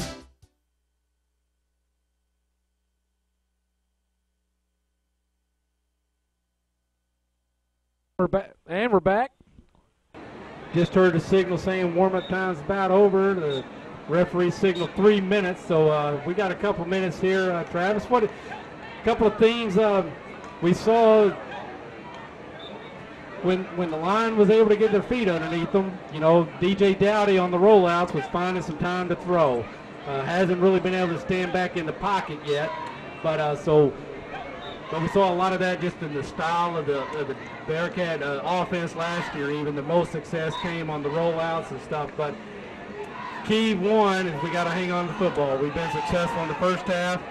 Secondly, you know, we're going to have to kind of keep the offense on the field. As you know, a lot of our kids are going to play both sides of the ball, but it's a little less energy exertion on the offense because you know what you're doing, as opposed to the defense and you're having to react to what's being done.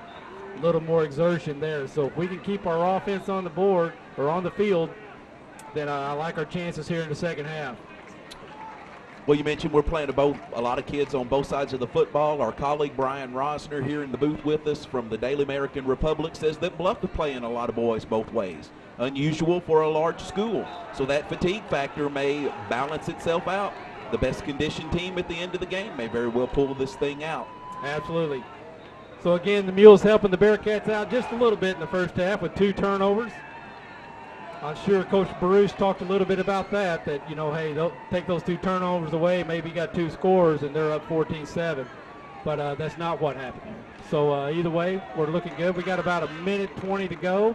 A little bit of sprinkles starting to come back, so it's going to be just like we started the first half, with a little bit of moisture from the sky once we actually started the first half. And exactly. we got about an hour and a half delay right before kickoff until we actually were able to start the game. Glad the officials and the administration here able to get the game in this evening.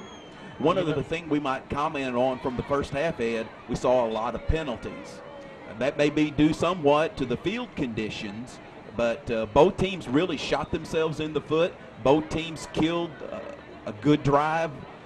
Could have resulted in points, but they went the other way as a result of too many penalties. I know Coach Pixley talked to his squad at halftime. I'm sure the Poplar Bluff coaching staff did the same.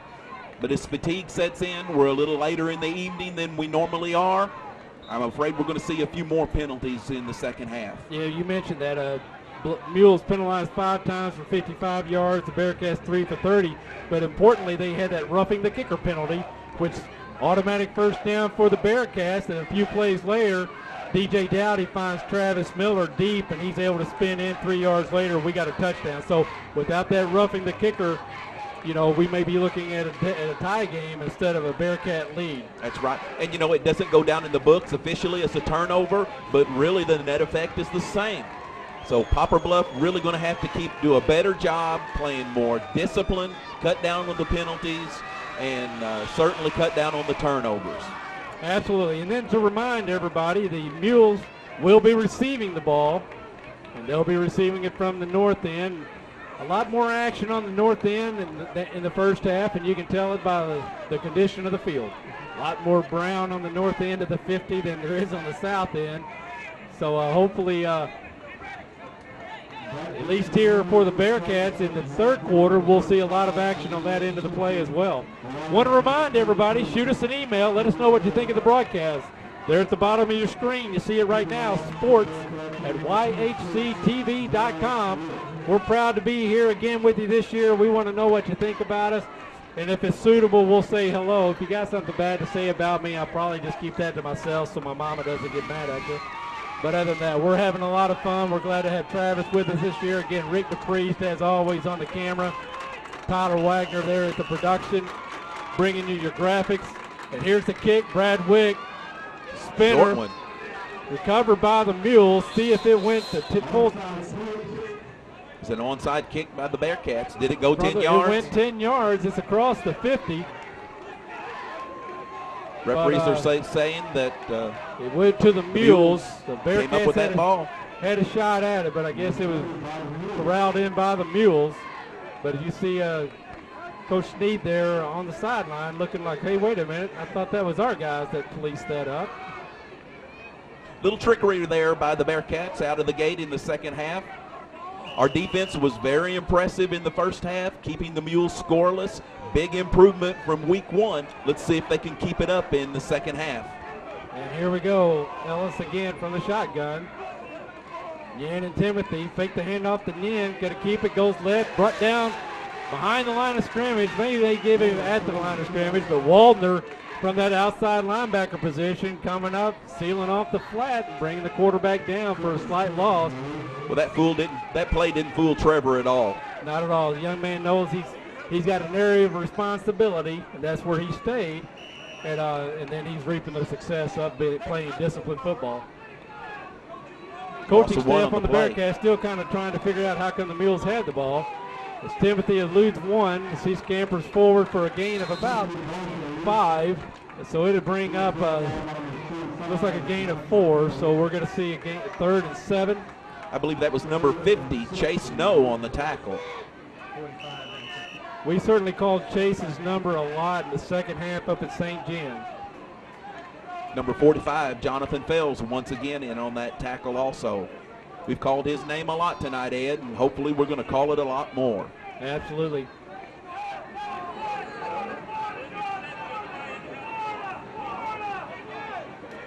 Ellis back, looking left.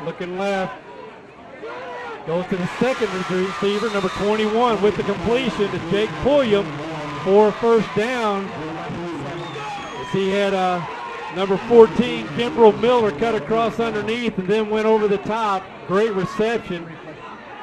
You'll see it here on the replay. Looked like number 7, Ethan Stevens, on the tackle, but first down for the Mules at first the completion Bearcats. of the night for Poplar Bluff. The 26-yard line.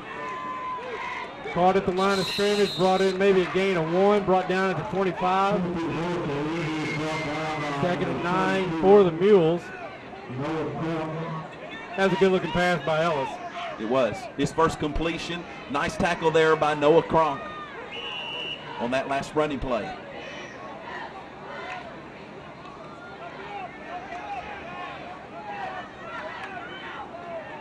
From the shotgun again.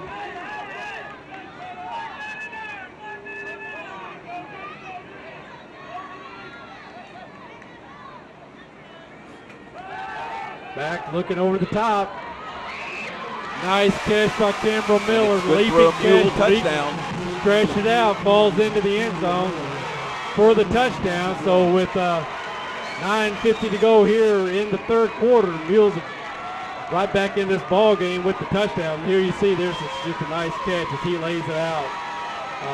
Good pass by Ellis. Put it where only his guy could catch the ball. This guy rewarded him by going up and getting it. Laying out, as I said, stretching out, and big time catch there by Miller. The Mules have opened the offense up here to start the third quarter. So the point after try. Colin Jones is faking it. Throw it incomplete, so the 2-point conversion not successful. So the Bearcats will maintain the lead 7-6 with 9:50 to go. Want to remind everybody, tonight's game is brought to you in part by Bagby Investment Consultants in Dexter. Bagby Investment Consultants is a fee-based advisory firm that specializes in giving investment advice, management, and financial planning services. When you're ready to pursue your investment goals, give them a call at 573-624-4771. And as we see the teams line up to receive and to kick, want to remind everybody kickoffs tonight are brought to you by Rainey Mathis Funeral Homes in Dexter and Burney. They're dedicated to providing services to the families of Southeast Missouri with care and compassion. Rainey Mathis will take the time to plan every detail and to help relieve the burden on your family during your time of loss. Visit Rainey Mathis Funeral Homes online at mathisfuneralhomes.com. So we'll have, looks like Ryan Joyner and Chase Young deep for the Bearcats. Again, for those of you maybe catching us a little late, Cody Nelson tweaked his knee in pre-games and then thought he might get limited action, but after the hour-and-a-half rain delay, he came back with a heavily wrapped up knee and no shoulder pads, so he's taking the night off, hoping to heal up, and we'll see him in week 3. As the teams lined up there, Ed, Coach Need was still in the official's ear. I think he's still upset about that onside kick call. Absolutely, because it definitely crossed the 50-yard line, so they had their 10 yards. So whether it was actually touched by a Mule or not, live ball, right? Exactly right. Kick to Joyner. His knee was on the ground when he picked it up, so he's going to be down at about the 12 or 13-yard line. We saw Chase Young do the same thing last week at St. Genevieve, but again, to remind our less informed viewers, in high school football, it's not like in the NFL. Any part of the knees on the ground, whether you're touched or anybody near you or not, you are down at that point of contact, just like in college football. There you go, Wayne Eddy, you're running again. So with that, it's going to be 1st and 10 from the Bearcat 12. Dowdy under center. Joyner back. Ball. Finds a seam up the middle. Turns it to the outside. And now it's a foot race to the end zone. He's got 3 Mules in pursuit. Finally brought down, but not after a big run from the 12 all the way down to the Mule 27-yard line, 26-yard line. So biggest run by far. About 62 yards by Ryan. Biggest run by far for the Bearcats on this young season. Penalty against the Mules. I missed the call there. I didn't see it either. The volume is all the way off. Oh, wait. It's up? It's down. No.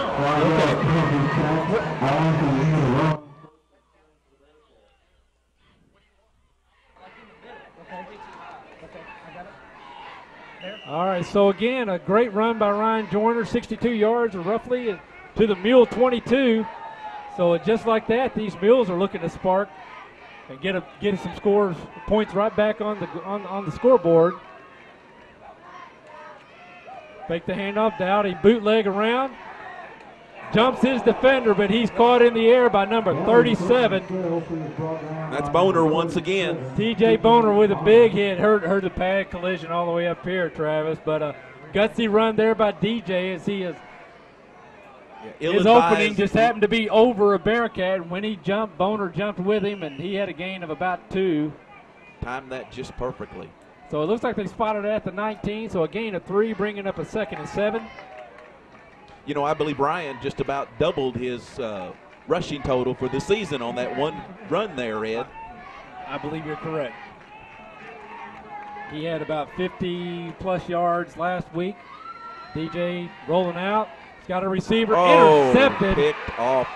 Man, well defended. Number 8, Drew Dowd. Drew Dowd read it well, watching the quarterback. And snuffed out that Bearcat drive. Jumped I don't up. think DJ ever saw him. He threw it right into his hands. I concur. And there it is. You see Dowd stepping back now into the lane, and he's able to put his big hands on it and police it up. And so there's the first turnover by the Bearcats. First interception on the season for DJ.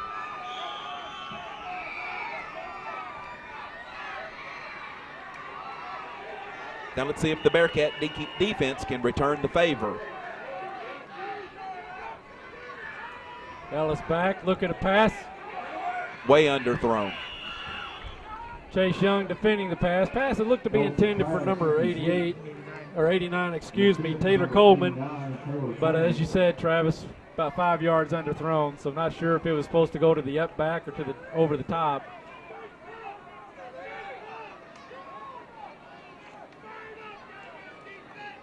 So an incomplete pass, for those who may not know for sure, stops the clock. 8:28 to go here in the third quarter. 2nd and 10. Handoff to Cornelius. Nope, kept by and he shook off a tackle. Breaks the tackle, splits 2 defenders, brought down though. After a gain of about 8, brought down at about the 27, maybe the 28-yard line of the Bearcats. Tackled there by DJ Dowdy and number 7, Ethan Stevens on the tackle, not number 4. Ethan ran him down from the backside. Ethan's got a lot of speed. He showed it right there on that play. Big 3rd down and 5 for the Mules.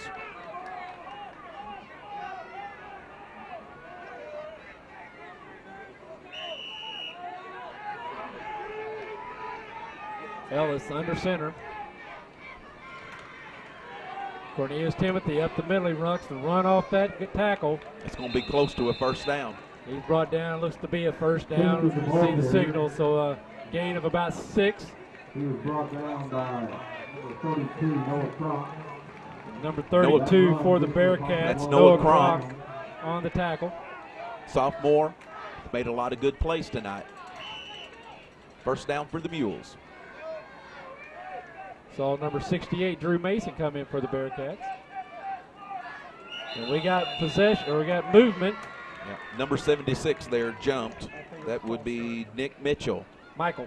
They're going to back up 5 yards for that.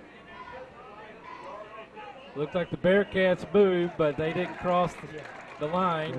So, and again, for Wayne Ettis' benefit, the defense is allowed to move as long as they don't cross the line of scrimmage. Right. But once the quarterback calls set, the offense can't move. Wayne is going to know more about football than she's known in all of her 22 years.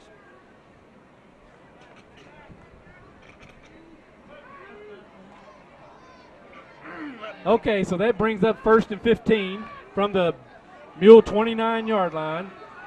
Ellis in the shotgun. Fakes the handoff, keeps it right up the middle himself, springs it outside now, gets around Travis Waldner. Travis keeps fighting, takes him out of bounds, but not until there's a first down, or at least right at the first down marker. Looks like he may be about a half-yard shy, so it'll be 2nd and 1 for the Mules.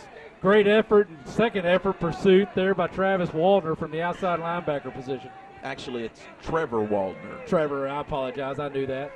I'm Travis. Yes, you are. Have been all your life.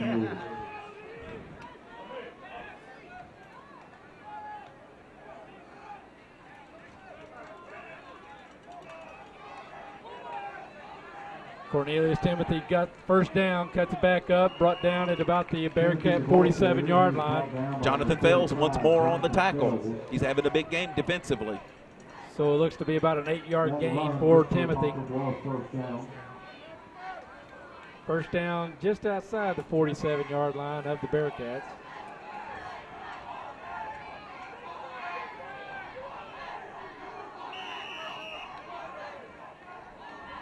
Under 7 minutes to go here in the third quarter.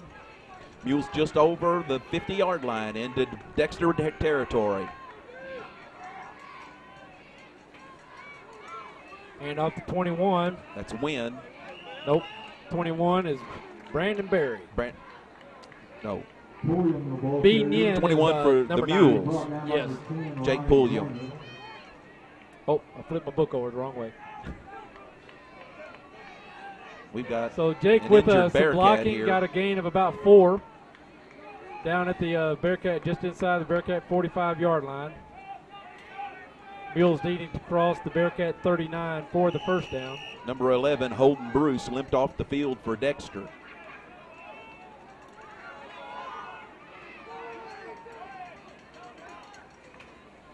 Cornelius Timothy on the run, breaks a tackle up the middle, splits it, crosses the first down marker, brought down at the 36-yard line of the Mules. So about a 9-yard gain for the Mules and another first down. You have to give Cornelius Timothy a lot of credit. He's a hard-nosed ball runner. He's got some quick feet. Kind of hard to pin down there in the backfield. And once you hit him, he just keeps those feet moving like a good running back is supposed to do.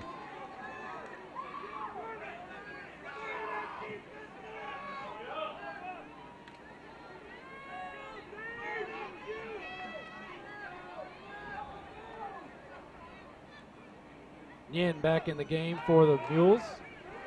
Ellis going over the top, overthrown, out of bounds. Ball intended for number 8, Drew Dowd.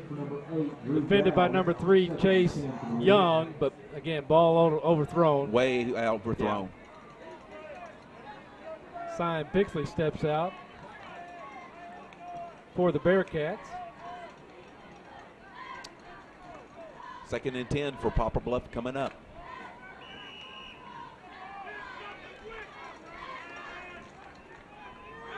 Ellis in the shotgun with Timothy in the backfield with him. Yen in the slot. And we got timeout Poplar Bluff. So with that, we're going to take a break as well. You're watching Bearcat Football Live on YHC TV. You'll receive a higher grade of home care from A-Plus Medical Equipment, the only locally owned home medical equipment provider in Dexter and the surrounding area. We offer numerous services to provide for your home medical needs. And coming soon to A-Plus Medical, diabetic shoes. Stop by and see our large selection in our display room. If you're not satisfied with your current provider service, call A-Plus Medical Equipment at 624-2300 or visit us at our location behind the Hickory Log Restaurant in Dexter. Baker Implement Company in Malden, your local source for everyday hardware essentials such as shovels, tools, mower, and welding parts. Now offering all new Case IH apparel for all ages, including kids. Of course, we've got the big tractors, but we have toy tractors too. A great gift for a future farmer. Check out our Bush Hog zero-turn lawnmowers and visit our friendly staff off of Highway 25 south of Malden. And we're back as we see Coach Pixley getting final words in with his Dexter Bearcats. 5:27 to go here in the third quarter. Mules balls, they're marching down the field. Want to remind everybody, give us a shout out, email us at sports@yhctv.com. We're checking the BlackBerry and the iPhones throughout the game. Love to hear from you. If appropriate, we'll give you a shout out. So 2nd and 10 for the Mules as they've kind of mounted a pretty impressive drive following the interception by Drew Dowd to squash out a Bearcat drive that was Capped off there by a 62-yard run by Ryan Joyner. 2nd and 10 for the Mules. Ellis in the shotgun. Oh, there's another false start. Movement. That time on young Mr. Timothy, the running back. False start. So break it up, bring it back 5 yards. So make it 2nd and 15. Bearcats get 5 yards without taking a single second off the clock. Coach Pixley will take that all day long.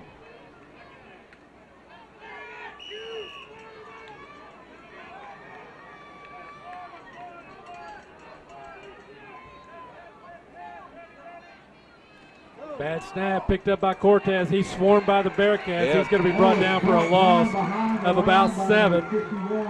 Looks like they're going to spot him at the Bearcat 45. Got to make the call again, Ed. That was number 51, Logan Quitermus, with his 2nd sack of the night. I know you get a lot more enjoyment out of calling that name and number, so I'll let you do it all night long. I appreciate it. My wife appreciates it at home, too. Good deal, good deal. Glad we're able to bring the game into the household tonight with bad weather coming through. Hope you're all enjoying it in the comfort of your homes. So with that bad snap and tackle, it's now 3rd and 20 from the Bearcat 45-yard line. Handoff to Cornelius Timothy. He breaks the tackle, gets out to about the Bearcat 35 for a gain of about 11. Should bring up a 4th and 9, maybe a 4th and 10. Now this will be an interesting decision for the Poplar Bluff coaching staff. Do you go for it here, or do you elect to punt and pin the Bearcats deep and play defense?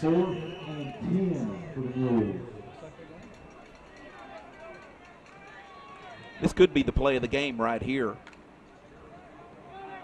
The Mules elect to go for it. They're going to go for it. Kind of in that no man's land, a little too close. But it just shows the confidence. It's pass across the middle. Oh, and it's no good. But then dropped. They're going to call it incomplete. So as the pass was intended for number 88, Tristan Francisco, we hit him in the hands. He took a half a step, and he just lost it. Just flat lost the handle on the ball. He was wide open. Very fortunate for the Bearcats. He has probably caught that pass 101 times in practice.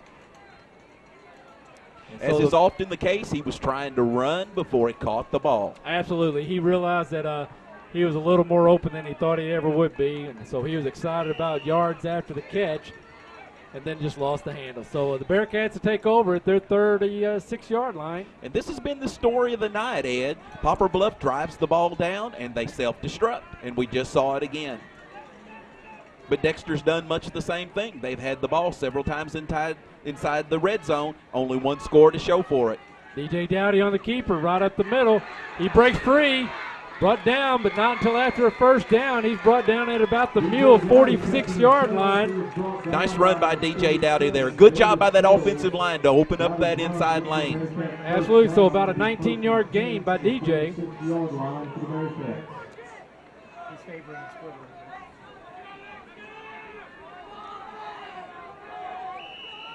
So Mark Becker doing a great job calling the offense for the Bearcats as he keeps switching it up and slowly but surely implementing something new throughout the game. We talked about the turnovers and the missed plays and everything, but again, we got to remind everybody these guys have only played 1.5 games of football, live football, so far this year. That's right. And let's don't forget the field conditions tonight. There's a lot of slipping and sliding going on. You're going to see more turnovers in a situation like that. Ryan Joyner on the carry, a gain of 6, bringing up 2nd and 4 from the Mule 40-yard line. Good hard run there by Ryan.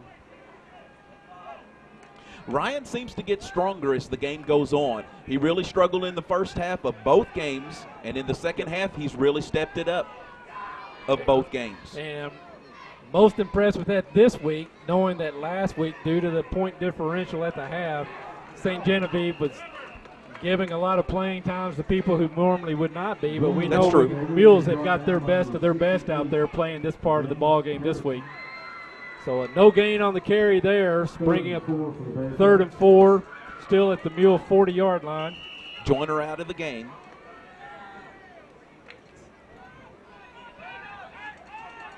But Brad Wick in for the Bearcats. The Bearcats once again spreading the field. Dowdy from the shotgun. He's going to follow Wick. Oh. Wow. It's number 2. Number 2, Alex Lewis said, no, sir. Blitzed right through there, wasn't touched, and he was about there as soon as DJ caught the snap. So extremely great timing, extremely quick there by young man Lewis for the Mules. And we're going to see Hunter Hayes come in. Punt team comes out. For the Bearcats. He'll be kicking or punting from about his 42, 44-yard line in there. Actually, from the 45. Excellent Good punt. kick. Fair catch. And it's going to get the Poplar Bluff rolls. It took about a 5-6 yard roll on into middle of the infield or end zone. So Mules will take over at their 20. Travis, want to remind everybody again, Dexter Pizza Company is now under new ownership and have returned to the classic recipes. The lunch buffet is available daily, along with the popular cookie dough pizza. Call 573-624-7499 to order or visit them on Business 60.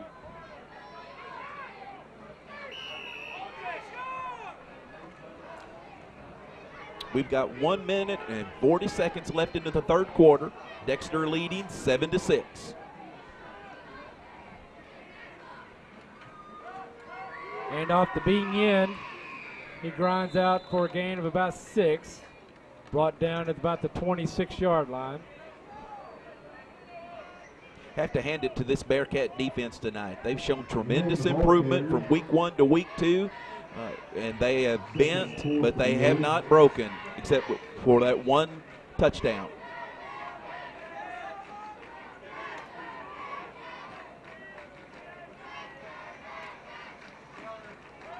Misdirection there to the inside handoff back to Cornelius Timothy. That Picked up great by the Bearcats, tackled at the line of scrimmage. I believe that was number 51, Logan Guitermas, once again on the tackle. Brings up 3rd and 5. 31.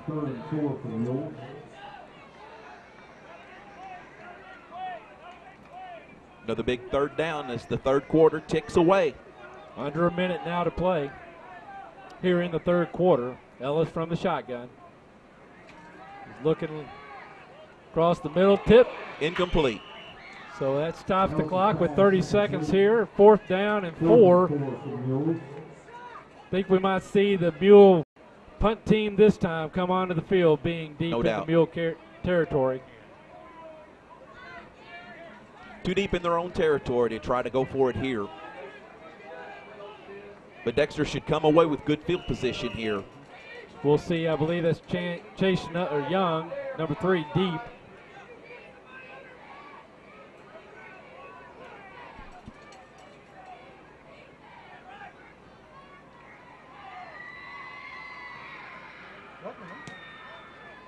Punt. Picked up by Chase. He'll bring it to the near side. Tries to turn the corner. Gets around. Slung out of bounds by the arm there. Good arm tackle there. Open field tackle by number 37. Once again, TJ Boner. He's been the defensive star for Poplar Bluff all night long. Makes another great play right there. So about a 7-yard return, maybe 6. I believe Chase got that at about the 45-yard line of the Bearcats and runs it to the 44-yard line of the Mules. If Chase had turned that corner right there, 11. he would have probably picked up another 10, 15 yards at least. So an 11-yard return. Brad Wick in the backfield. Brad's running the ball hard tonight. Inside handoff this time. Jonathan Fells. And he gets all the way down to the 30. We have called his name a lot on defense. Now he steps up on offense. Whoops. And little Ginger coming out. Got to take a little break this play. See, he gets out underneath his own power. That looks like a cramp. Yes, it does. We'll see a lot of those early in the season. Temperature's a little warmer, although it's pretty nice tonight with a breeze, but just the conditioning's not there. And these young men, all that gear, we're going to tick down now 3 seconds. 2, 1, and that's going to end the third quarter. As you see the fourth quarter, the 4 fingers go up for the Bearcats. But with that quarter break, We're going to take a quick break. You're watching Bearcat Football Live on YAC. I think what I want people to know most about me is that I'm not afraid to work, and I'm ready to put my skills to work here in the 25th District and make things better for the citizens and the young folks here in southeast Missouri to have an opportunity. Here we are in 2012. It's hard to believe, but I've been in business 41 years now. I'm ready to step out and do some public service. I'm Doug Leibler, and I would really appreciate your vote on Election Day. Paid for by Doug Leibler for Senate, Herman Stiles Jr. Treasurer. Montgomery Bank is a family-owned bank that has been providing easier and friendlier financial solutions to our customers since 1957. Montgomery Bank and its employees are very proud to be a part of and serve the Dexter community. Our commitment to provide both financial and volunteer support to our area is a part of our corporate culture, which is to give back to the communities we serve. The employees would like to wish the Dexter Bearcats the best of luck this season. To learn more about Montgomery Bank, visit our location at 140 South Walnut or online at montgomerybank.com. Montgomery Bank, member FDIC. And we're back. You see the Bearcats there now in the fourth quarter with the lead, 7-6. Fake handoff inside. Nice hard run there. You see the number on that, Travis? I'm sorry. That number 3, Chase Young. So a gain of 7, looks like. Brings up a 2nd and 3. So misdirection there in the inside handoff to Chase Young, and he rewards his quarterback with a nice hard run and gain of 7, almost 8.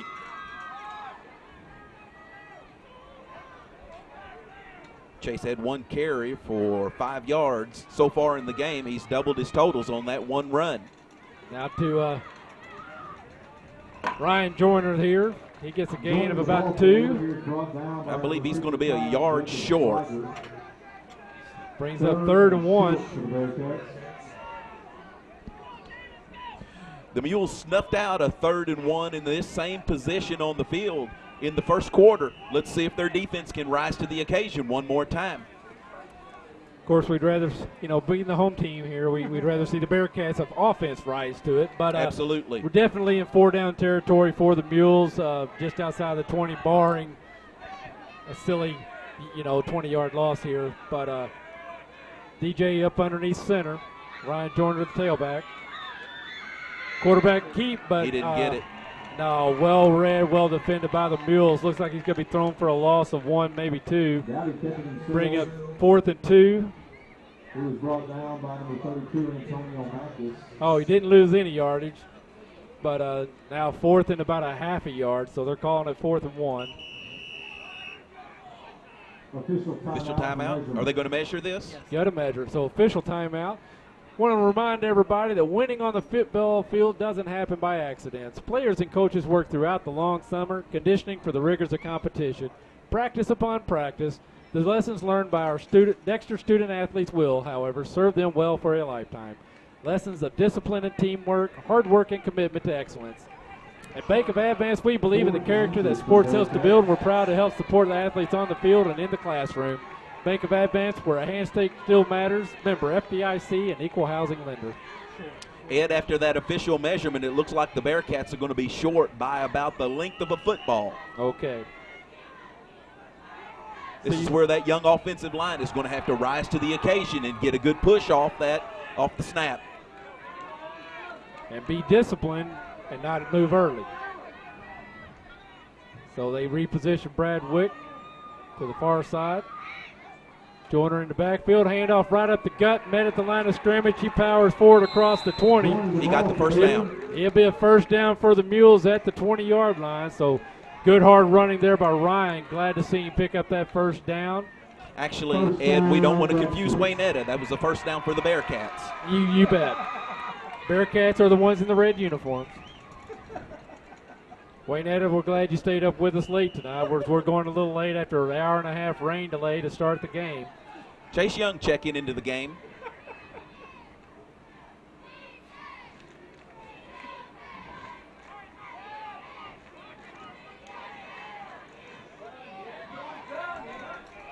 Okay, play clock's ticking down. 4 seconds, 3. Dowdy milking it well. And the snap, missed the snap. May have felt a little rush there as he was a little slow in getting the play off. So he downs it at the loss of 5.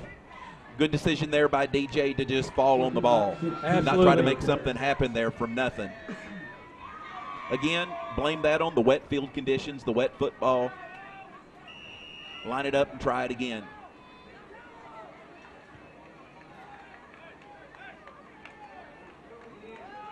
Okay, so 2nd and 16, they're saying on the scoreboard, so it's just outside the 25-yard line.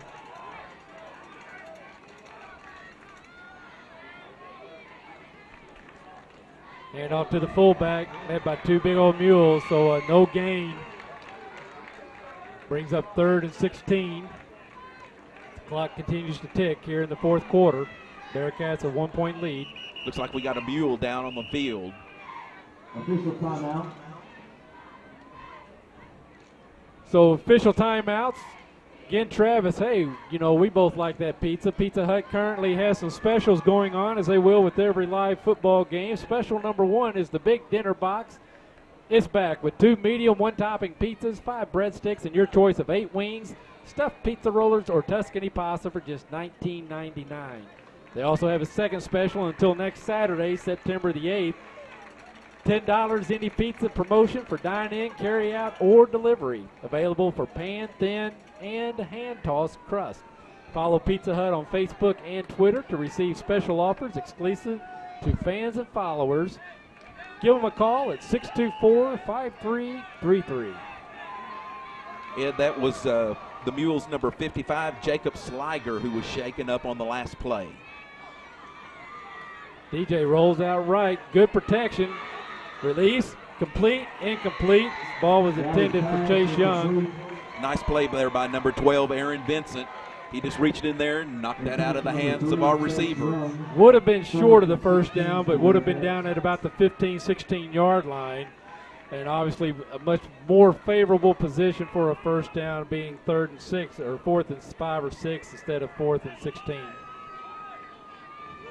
So well defended there by the Mules, as it looked like the ball made it to Chase's hands, and they just batted it away. So the Bearcats will go for it. 4th down and 16. DJ stands in the pocket, shakes loose, gets caught up. He's going to be sacked back at the 35 for a loss of about and guess 9 who? yards. Number 37, TJ Boner, one more time, making the big defensive play for the Poplar Bluff Mules. Boner is playing a heck of a game tonight. So Dexter will turn it over on downs. Just over 8 minutes to go here in the ball game. A real defensive struggle here tonight, Ed. Which, you know, the weather conditions, the field conditions kind of contribute to that. And that's what we like to see also. Absolutely. Ellis under center. Hand off to Beaton. He tries to get outside. He cuts it back up. Good pursuit by the Bearcat defense, holding him to a gain of about 2. Ed, before that play, B-Win had 6 rushes for 36 yards. He didn't add to his total much there. Team-wise, for the 3rd quarter, Mules kind of evened it out. 10 first downs apiece after 3 quarters. 176 yards for the Mules, 168 for the Bearcats. Passing, 46 for the Mules, 40 for the Bearcats. Net total yards, net 196, just under 200 for the Mules, and 187 for the Bearcats. Ellis is going to keep it now. He's going to be first down and out of bounds, stopping that clock. So good heads-up play there by Cortez Ellis, and a gain of about 10 for the first down. He rolled out there to pass, didn't see anything open, pulled it down, took off, got the first down for Poplar Bluff. No, wait, they're going to mark him short. Must have stepped out of bounds as he was going across that first down marker, so 3rd and 1. Again from the shotgun, inside handoff Timothy Cornelius, or Cornelius Timothy, excuse me, for a first down. Brought down at the Bearcat, or excuse me, the Mule 47. Cornelius Timothy through the third quarter, 14 rushes, 87 yards, and had about 3 more there. Gives him about 90 for the game. Clock stopped briefly to set the chains. As we tick down to 7 minutes to go here in the ball game. A little bit of sense of urgency as Cortez fakes the handoff straight up the middle for another first down. Gain of about 12. Call it 11 as he's brought down at the Bearcat 42-yard line. 11 seconds off the clock there. Mules kind of picking up the pace here just a little bit, it seems to me. Or even that might be my own anxiety about the end of how the game's going to turn out. Could be. Cornelius Timothy shakes it to the outside, breaks a few tackles, gets stood up there after a 7-8 yard gain.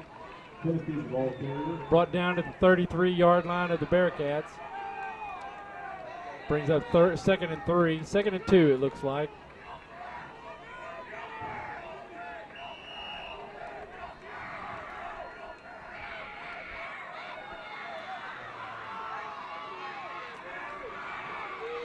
Ellis lining up here again in the shotgun. Yen and Timothy hand off to Den, cuts it back up, but he's going to be down at the for first down just inside the Bearcat 30. Looks like they're going to spot it on the 30, so 2-yard gain, 3-yard gain for Yen.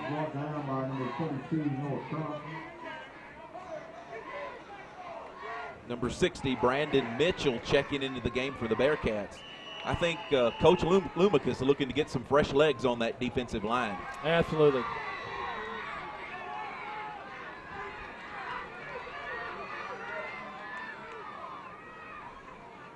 And there they stood him up.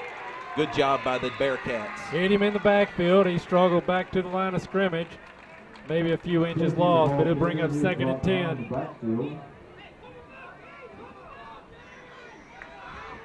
We're now under 6 minutes left in the ball game. 2nd and 10 for the Mules.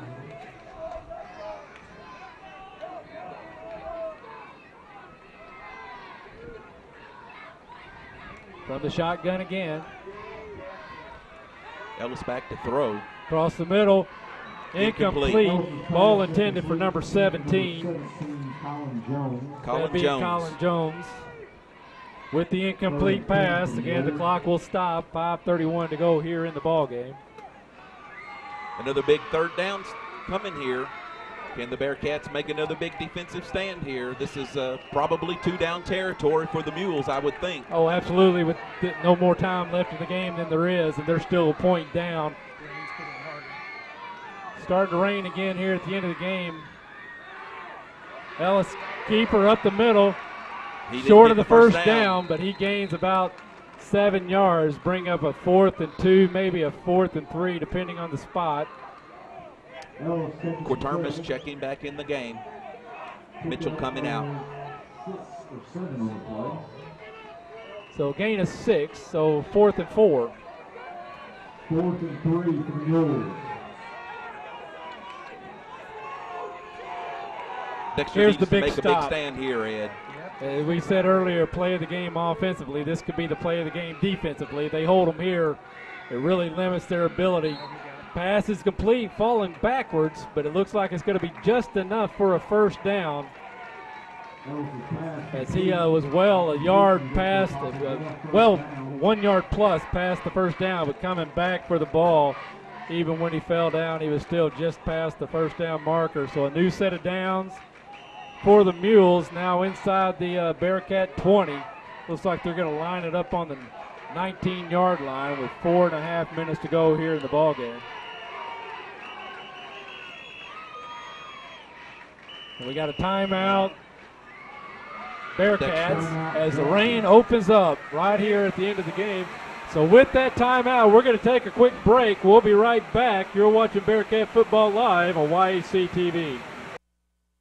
A proven leader with dedication to fairness and justice, Rob Mayer will use his experience in farming, manufacturing, and public service to provide impartiality as circuit judge for Stoddard and Dunklin counties. Rob Mayer is a lifelong resident of Southeast Missouri with multiple distinctions as a citizen attorney. Vote for Rob Mayer for Circuit Judge on November 6th. Paid for by Missourians for Mayor, Nancy Mayer, Treasurer. For lunch, supper, anytime, the best food in Dexter is always Pizza Hut Wing Street. Our famous pizzas are handmade with all natural ingredients, no fillers, no preservatives. For a quick lunch, try our buffet. Eat all you want. Our delicious pasta selections will soon be your family favorite. And Wing Street wings are perfect for get-togethers. Wing it like a pro. Add potato wedges, dunkers, or mini pies with a 2-liter of your favorite Pepsi product, and you've got a full meal. There's always something good cooking at your Dexter Pizza Hut. Call or order online today. We're back. And we're back, and as you can probably tell on your screen, the clouds have opened up again. With 4.5 minutes to go in the ball game, we got a serious rain here now in Dexter, so we'll see how that affects the offensive play calling for the Mules. If it's going to have any hamper on what they have found here at the end of the game. There's the mishandling of the snap right here as we come out of a timeout. Definitely not what Coach Bruce wanted to see. No, sir. Absolutely not what he called up. Well, So that's going to bring up a 2nd and 10 for the Mules. This kind of heavy rain basically shuts your passing game down. So now it's just going to be won and lost in the trenches, Ed. You line it up and you run it. You either stop it or you succeed. Don't. All right, so again, 2nd and 10.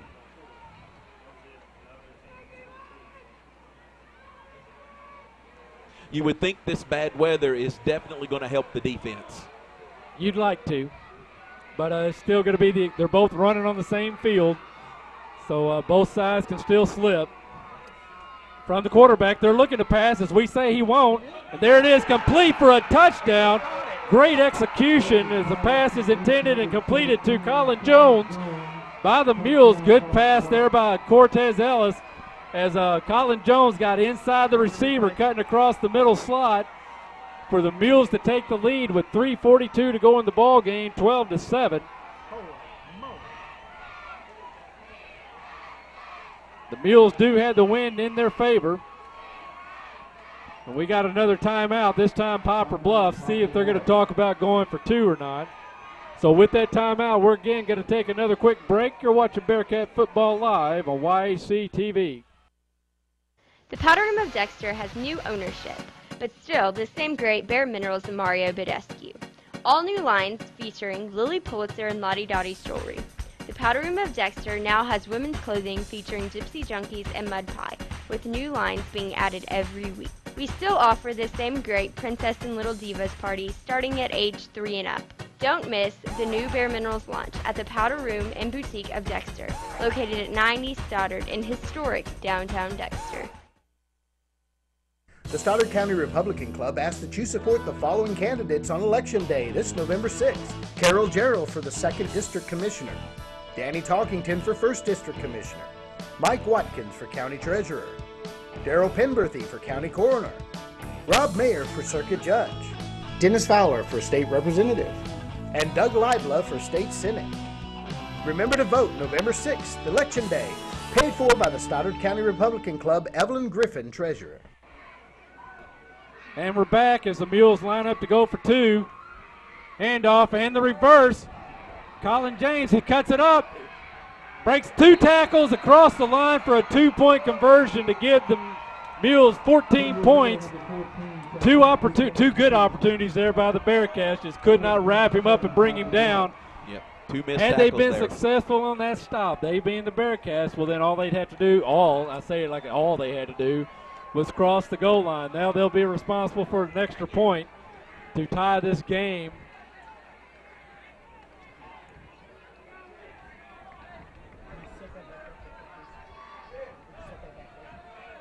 As the Mules are successful, they now have a 7-point lead. They've trailed the whole game, but now they've taken the lead here late in the football game.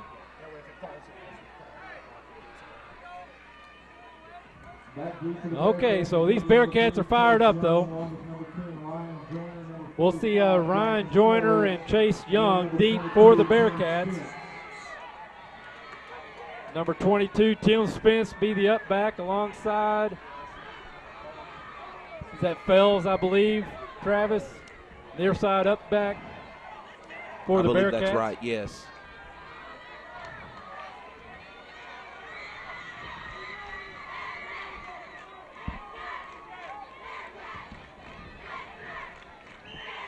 Bearcats have a great fan base that stuck out the hour-and-a-half rain/lightning delay, and they're fired up. Urging their team on to victory. You bet.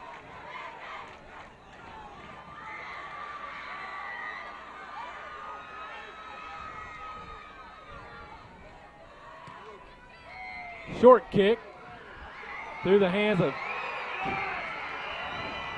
Ryan Joyner, dives on it inside the 10.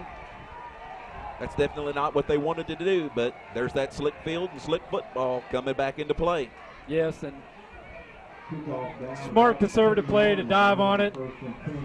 So he's watching the film. He may be a little disappointed that he didn't pick it up or run around at least to take a look at where the defense was to see if he had a few yards or not to come pick it up. And now going into the wind, the rain, the clouds have opened up again. So the Bearcats just that much more difficult in the final 3.5 minutes of the ball game with the wind and the rain coming into them. DJ Dowdy on the keeper, spins, loses the ball, fumble. Looks like a recovered by the Bearcats. It is. Recovered by the Bearcats. It's a slick football, Ed, and it's going to be tough to keep a hold on it. Slick football, slick jersey. Especially when you take a hit. So 2nd and 10. 3:09 now to go, still in the ball game as the rain continues to come down. The Bearcats trying to spread them out again. Open up a running lane, no doubt. Inside handoff, bet at the line of scrimmage. Little momentum, good hard run there. I believe that was Ryan Joyner for a gain of 1.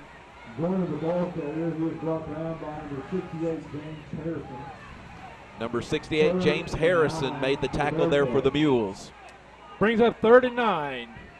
The clock continues to tick. 2.5 minutes to go now in the ball game. And the Bearcats 89 yards from tying this ball game, or with the opportunity to tie the ball game.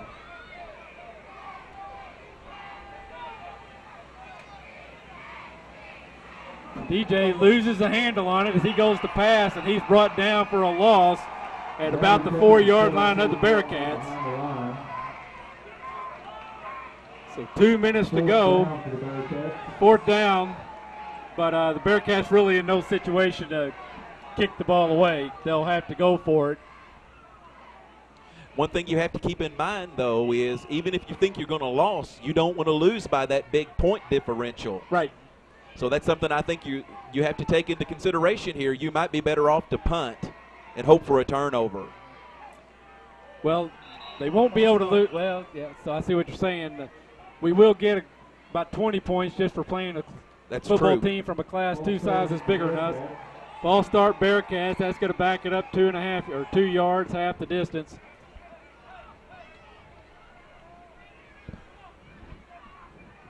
Fourth and 2, 1:35 to go here in the ball game. 4th down and 16.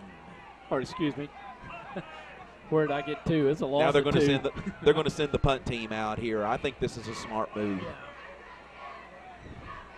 Yeah, because Coach Bruce may be looking at the same thing. It's like, hey, inside or this short yardage, we don't want to be bad sportsmen, but because of the point differential and they're playing a smaller school, they need that 13 points margin of victory.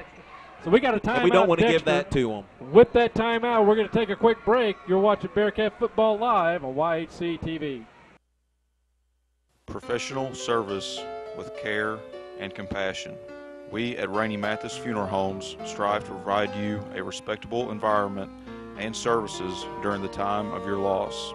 We offer numerous services including pre-planning arrangements, memorial family tributes, and webcasting for those unable to attend a service. We will listen to you and your wishes to help plan a celebration consistent with your expectations. Rainey Mathis Funeral Homes in Dexter and Bernie.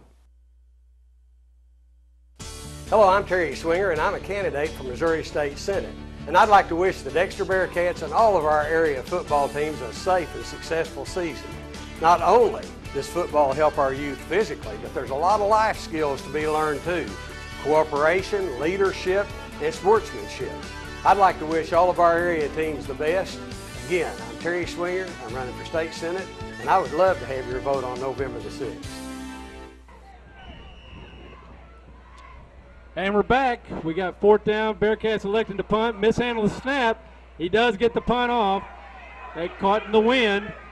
Rolls the Bearcat roll out to about the Bearcat 25-yard line, just inside of it. So the Mules will take over 24.5 yards out from the goal line with a 7-point lead and a minute 24 to go. Travis, as we talked about, a game like this, wind and weather conditions like it is, normally you would say the team's going to be content to take their 4 down, spot it. I think we might be able to stop the clock twice, if not once. But because of the new system that we talked about before the game, you get bonus, or you get not bonus, but points for your win-loss differential with a max of up to 13 points a game, I believe. And so that's right, with a 14-point win. So we'll see what Coach Bruce has in mind here, if he might try to get it in the end zone. He's going to just take the knee, the sportsman that he is. We're glad to see that from Poplar Bluff as we renew our rivalry and competition with them after a 2-year hiatus. And it looks like Coach Pixley is not going to elect to stop the clock as it ticks on down to a minute. There'll be 2 more snaps. Well, if they're not going to run any plays, you don't have the opportunity for a turnover, so right. So no need to use the timeout. We're now under a minute to go, so he'll play it down. 14. He'll get it under 45 seconds before he snaps it, and that's going to be the ball game. So we got 8 on the play clock. We're now under 45 seconds. Snap. He downed it. And 34 seconds, so that's going to be the ball game, I believe now. They will not have to snap the ball. Well, let's see how quickly they roll it, because 25 play clock, and now we're under 25 seconds, and they call the play, so that's going to be the ball game. They will not have to snap the ball.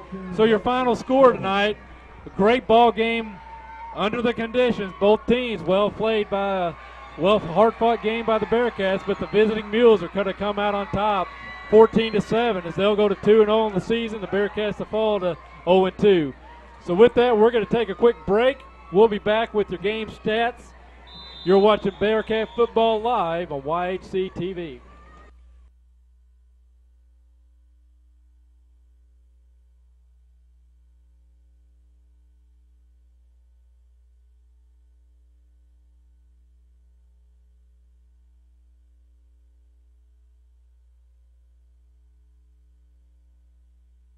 Southeast Missouri Mutual Insurance is celebrating our 100th year. We started protecting rural farmers way back in 1910, ensuring folks no one else would. Southeast Missouri Mutual Insurance has been a family business for 4 generations, and we continue that tradition today, providing solid home, farm, and commercial insurance at very competitive rates. When the ice storm hit us, we were out there with you. All of our claims were processed within days, and we will continue to provide the best coverage and the best service for the next 100 years. Southeast Missouri Mutual Insurance, a century of service.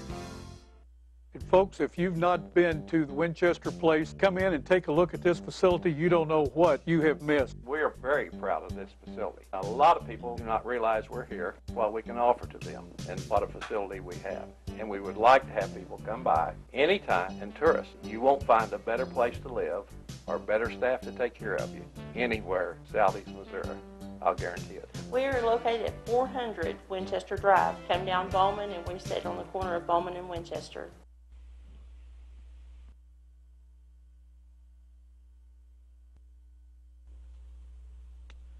And we're back. Again, hard-fought game by the Dexter Bearcats. Again, just falling short of the westerly rival of the Poplar Bluff Mules. But Poplar Bluff, they had a few struggles in the first half, losing the ball and stuff. But it was the big turnover, the interception by the Bearcats that may have proved to be the game changer here for this in the second half. But we thought the weather with the change and the wind pick up and the rain coming down that might stall the pass, and it did for one play. And that second play, Ellis stopped back, and Collins cutting across in the slot, had a step on the defender, and it was just a well-placed ball for that second touchdown of the half. And Poplar Bluff Mules, again, going for the two-point conversion, breaking 2 tackles in the backfield and getting into the end zone to make it 14-7. But obviously the touchdown was what was the difference maker. They would have won 12-7 otherwise. But great hard-fought game by the Bearcats. A lot of improvement, in my opinion, from week 1 to week 2. No doubt about it.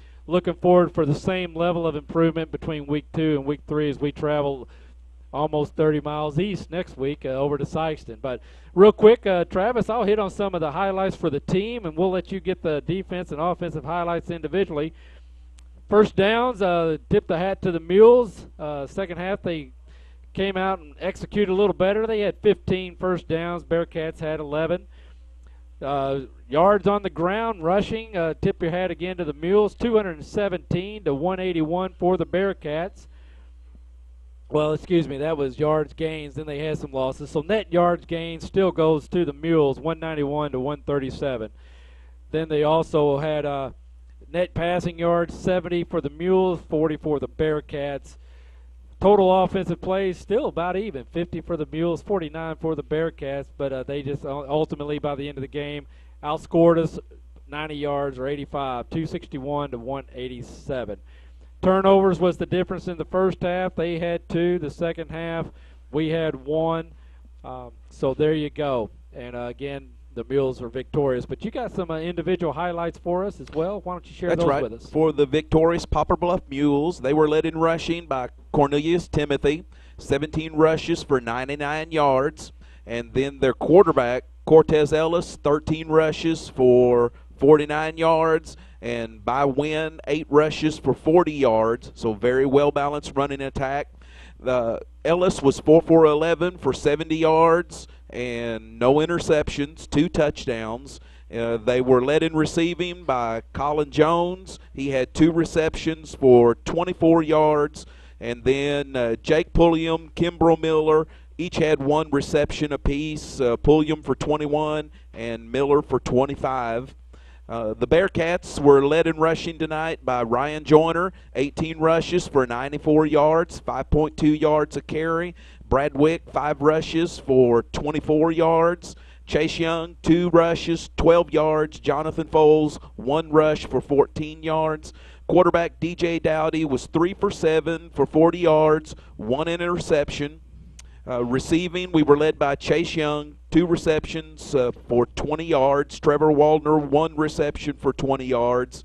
So I don't guess DJ really completed a pass in the second half.